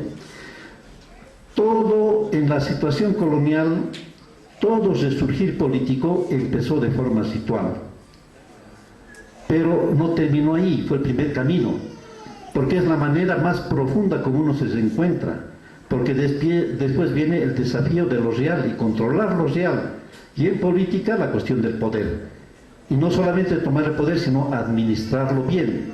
Entonces las cosas se van haciendo más complejas, porque lo primero es fácil. Sabemos que hay la Pachamama, sabemos que tenemos una cultura, buscamos cosas exteriores. Si no fuese así, no hubiese habido movimientos de descolonización. En el África, el primer movimiento de descolonización fue en Kenia, y surgieron los Mau Mau. Y la manera como el fundador tuvo para poder movilizar su gente es convencerles de que si se bañaban con cierto jugo de plantas y si tomaban la sangre de león iban a ser invulnerables a las balas de los ingleses. Y sabemos que eso no es cierto, pero eso motivó. Pero de allá vienen otras etapas. Entonces es muy diferente la ritualidad cuando viene de un propio movimiento que cuando la ritualidad es utilizada por el exterior. Y eso es lo que ha pasado últimamente, y ahí va la crítica del pachamamismo. Uno no puede criticar de lo que ha hecho, porque en el MITCA había también mucha ritualidad, y en el libro se habla de algunas formas rituales que hace Felipe Quispe, por ejemplo, que relata.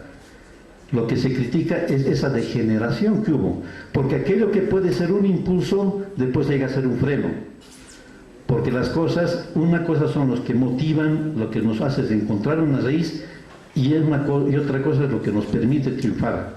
Y cuando aquello que culturalmente nos levanta la autoestima, si después objetivamente vemos que es un freno, surgen cosas como Bolivia. ¿En qué país se ha hablado más de lo indígena que acá en estos años? ¿Y quiénes están en el poder? ¿Y en qué país se ha usado y se ha abusado? En el exterior todo el mundo cree que la manera como se ha casado nuestro vicepresidente es como se casan todos los indígenas, y que en los matrimonios, en las fiestas, después todos comen ají de fideo. O sea, se ha hecho un abuso y se ha hecho una distorsión. Eso es el pachamamismo, y contra eso hay que estar de manera certera y firme, digamos, contra. El indianismo, catarismo, eran dos cosas diferentes. En el libro tratamos un poco, y dos cosas incluso en momentos bien antagónicas, porque lo del indianismo y catarismo, a mi modo de ver, ha reproducido una constante en nuestra historia, porque tenemos que ser muy autocríticos.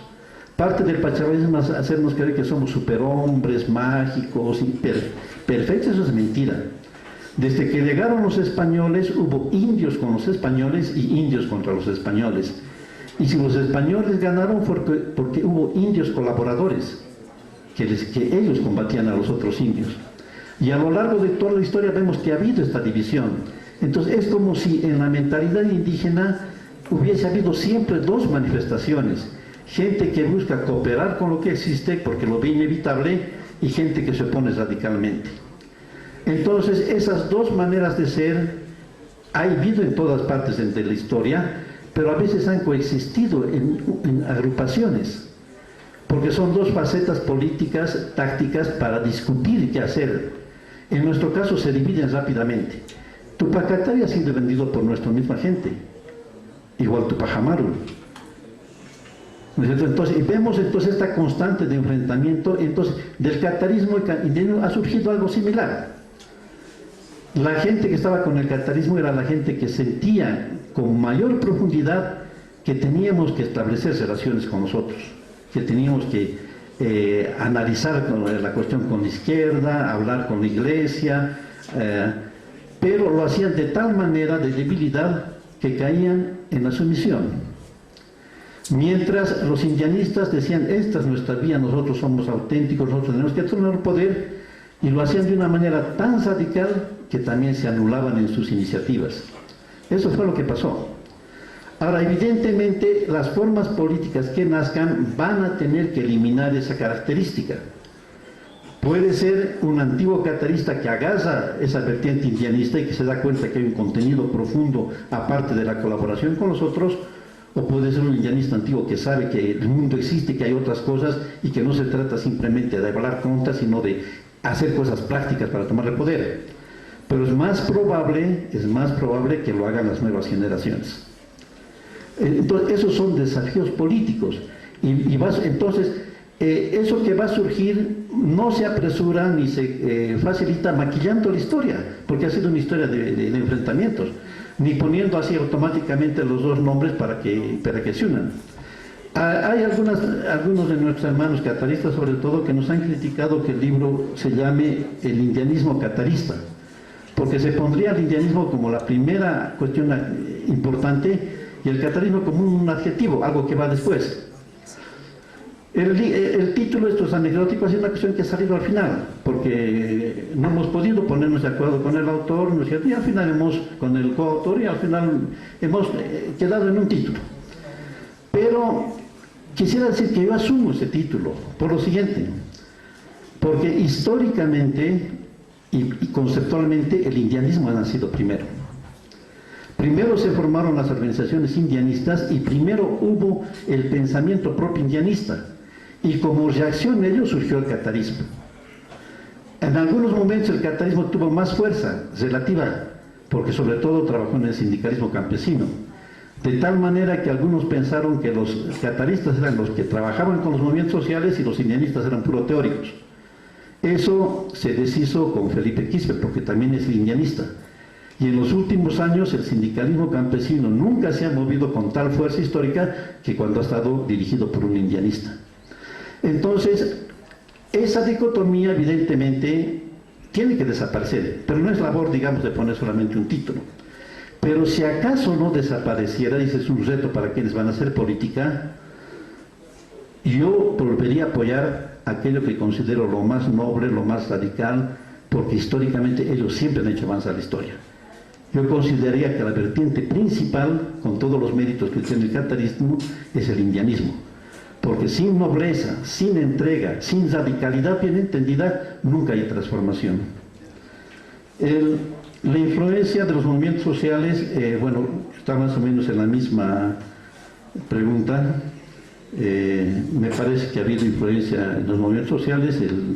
La última que indicaba de la Confederación de Campesinos, dirigida por un indianista, me parece ver que se nota la fuerza todavía en germen y en potencia que tiene esta ideología.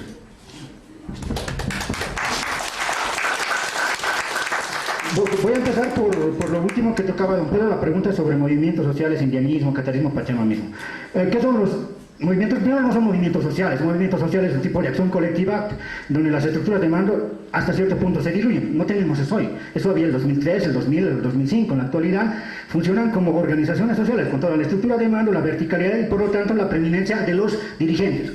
Entonces tenemos dirigentes vinculados al gobierno y por lo tanto organizaciones subordinadas al gobierno a partir de la estructura de mando propia de una organización social, no de un movimiento social. Distinción teórica, básica.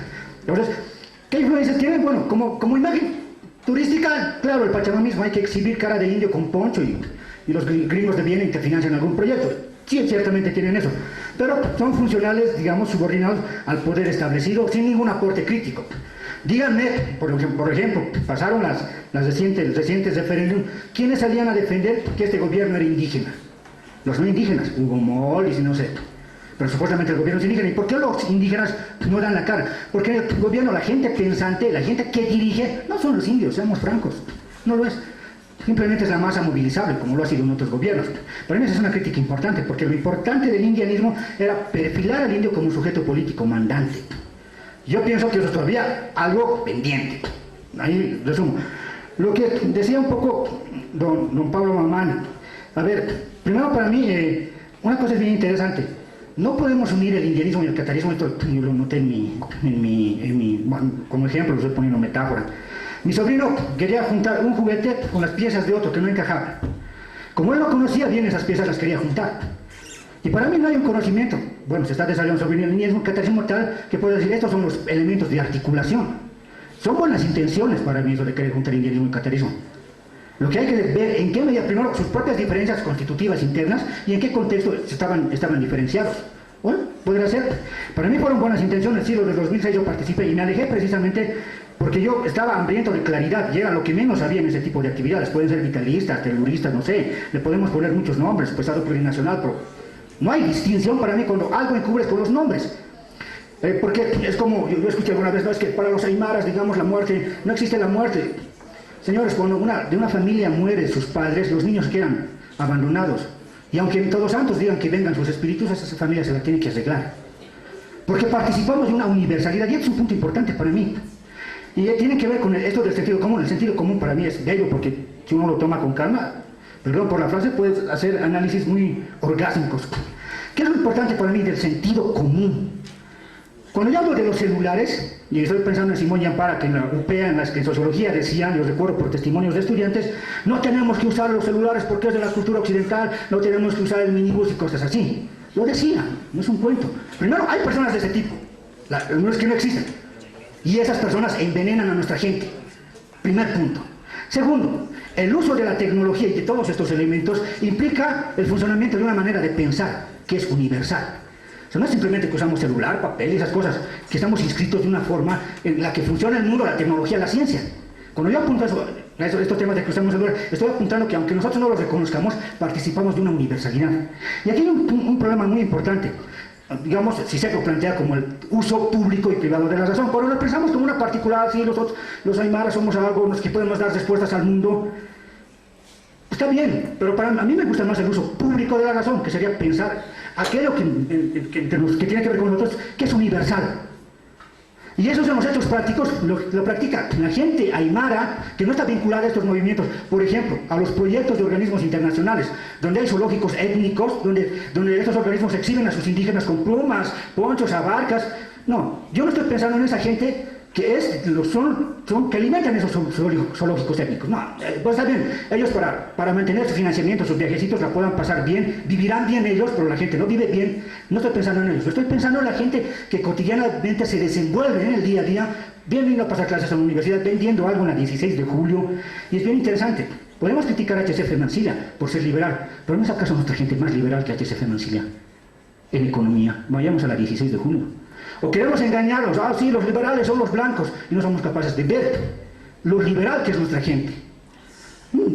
Para mí ese es el problema, estamos atormentados, no, tenemos que criticarnos. Yo estoy cansado, porque yo no espero nada de los caras, lo digo así. Está bien, los puedo criticar, yo tengo una crítica a HCF Mansilla, este libro que escribió, pero no me interesa su reacción, a mí me interesa que la gente joven reaccione, se problematice, y por eso yo critico a los indianistas. A los cataristas he dejado de criticar, tengo que retomar la crítica a los cataristas, por eso lo critico, es lo que yo espero. Pero bueno, para Zerondia, yo no creo que se articule indianismo y catarismo por buenas intenciones. Si no comprendemos cómo funcionan esos movimientos, no vamos a entender en dónde se pueden articular. Y lo que yo creo es más bien que lo que va a emerger es algo que, si sabe sacar lecciones de estos procesos, va a tener claro el objetivo estratégico, pero va a saber manejar los movimientos tácticos. Porque para mí el indianismo y el catarismo fue como la táctica desvinculada de la estrategia. Un divorcio total. Y eso se puede corregir. No tenemos que juntar indianistas cataristas, ¿por qué no podemos formar otro proyecto?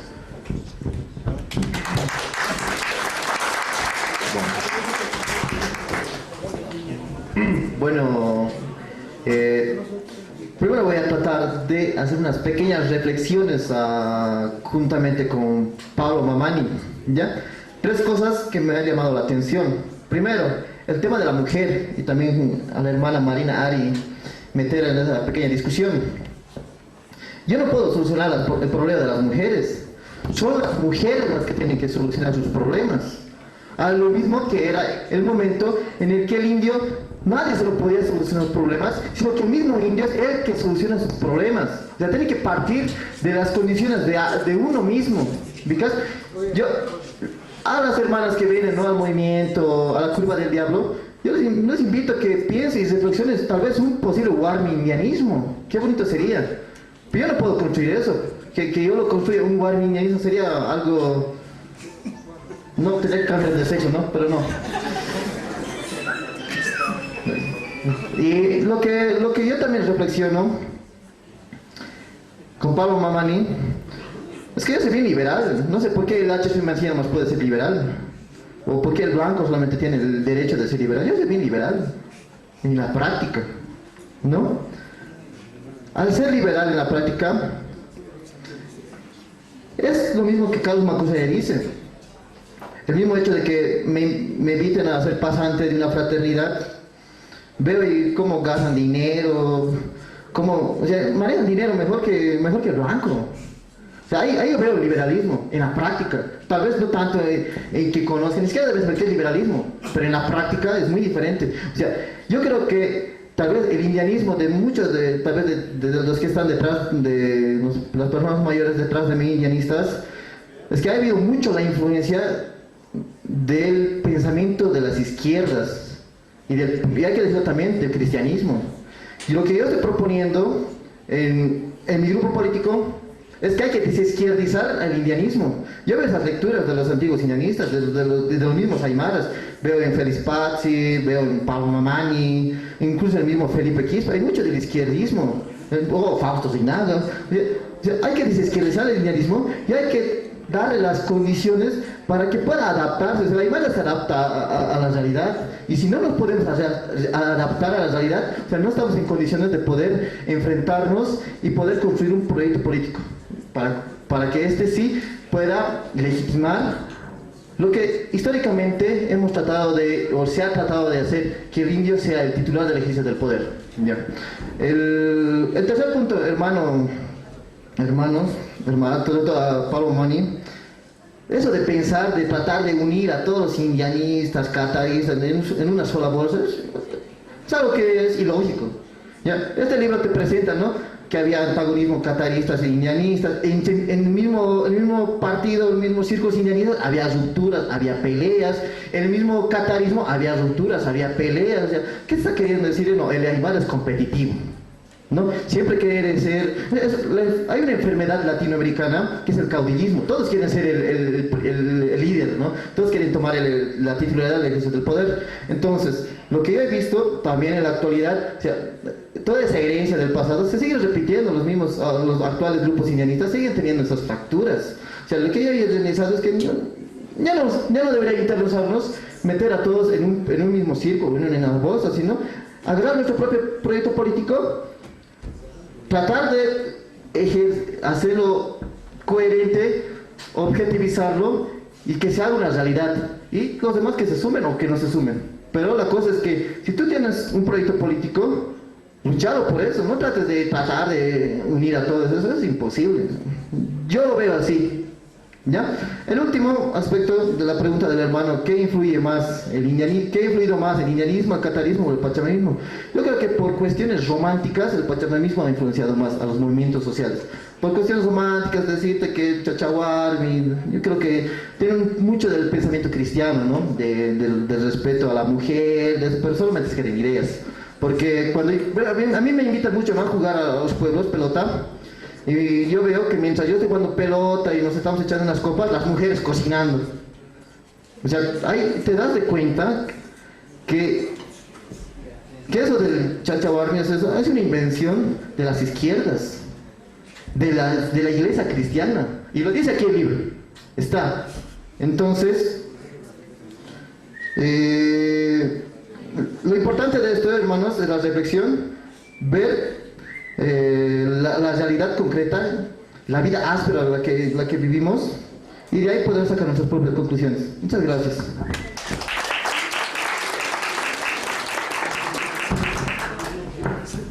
A ver, rapidito. Solo para el tema que alguien me planteó, el tema de la Asamblea Constituyente, ¿no? A ver, algo que conozco de ese tema, haciendo toda esta reflexión, la conclusión a la que llego es que tal parece que el enfoque indianista del debate en la Asamblea Constituyente es el que ahora lo menciona como el indianismo pachamamista, ¿no? Pero además es un indianismo pachamamista funcional, ¿no? Funcional a una propuesta política partidaria, y en ese tiempo hay que ser honestos. Los representantes de ese debate en la Asamblea Constituyente Ahora estaba Silvia Rivera con nosotros. Estaba Silvia, estaba el mismo Patsi, el Choquehuanca, Choquetilla, y claro, al final el debate central se daba en la Comisión de Visión de País, donde al final Cárdenas, que ahora está haciendo cualquier cosa, ¿no? Haciendo matrimonio, no sé qué cosa, Cárdenas y el Chato Prada, ¿no? Que al final terminaron definiendo un proyecto de país, ¿no? Que, fíjense, y aquí yo también en eso de hacer autocrítico, me parece que lo que se ha logrado en la Asamblea Constituyente, vista desde ahora, visto los resultados que ahora tenemos, ¿no? Del proceso distorsionado de cambio, podríamos decir, no, eso no sirvió. Ahí es cuando yo tengo mis contradicciones, porque yo creo que es un proceso absolutamente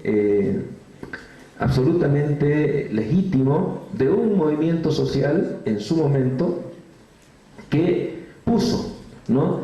todas sus propuestas y avanzó por lo menos hasta que se le distorsionó la misma propuesta ya en 2008 cuando negoció el gobierno con Tuto sobre los estatutos truchos de Santa Cruz. O sea, ya hubieron desde ahí acuerdos del gobierno con la derecha. Entonces, conclusión, el proceso constituyente quedó muerto el momento que el poder constituido asume las decisiones. Entonces los constituyentes no tomaban las decisiones, era el partido de gobierno. Si no hubieran sido el pacto de unidad en ese tiempo, con CONAMA, con SIDO dentro, quizás ni eso hubiera salido, porque el MAS tenía su propia propuesta su propia propuesta de constitución, que no es la que existe ahora. Al fin, esa propuesta de constitución, lo que quedó, deviene de una propuesta que fue trabajada por las organizaciones sociales, ¿ya? Del Pacto de Unidad en ese tiempo, SIDO, APG, MST, ¿no? Después se lo hago. Entonces, es una cosa así, para terminar, ¿no? Rapidito. Por tanto, el desarrollo legislativo naturalmente iba a ser totalmente contrapuesto al planteamiento plurinacional de la constitución política. Tenemos una constitución política que tiene muchos elementos de pluralidad, pero toda la legislación derivada a partir del 2009 es una legislación diseñada para trabar el desarrollo de esa pluralidad, ¿ya? Por tanto, y restablecer la vieja lógica colonial monocultural. Eso es lo que está pasando lamentablemente. Y claro, los pueblos indígenas en Tierra Baja se agarran de muchas conquistas que lograron en ese tiempo, pero están contra corriente y contra los 2/3 que tiene el gobierno.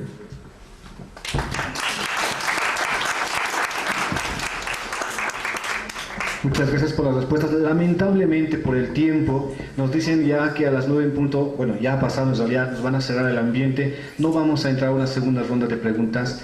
Es la mala noticia. La buena noticia es que nos espera una copa de vino afuera para hacer el brindis de honor por la presentación del libro. Solamente decirles a los participantes, por favor, para que puedan recabar el ejemplar, el libro, gratuitamente, la gente del FES, los representantes del FES van a repartir los tickets para que puedan recabarlos en sus instalaciones, porque lamentablemente la cantidad ha sobrepasado las perspectivas que teníamos la gente que ha venido.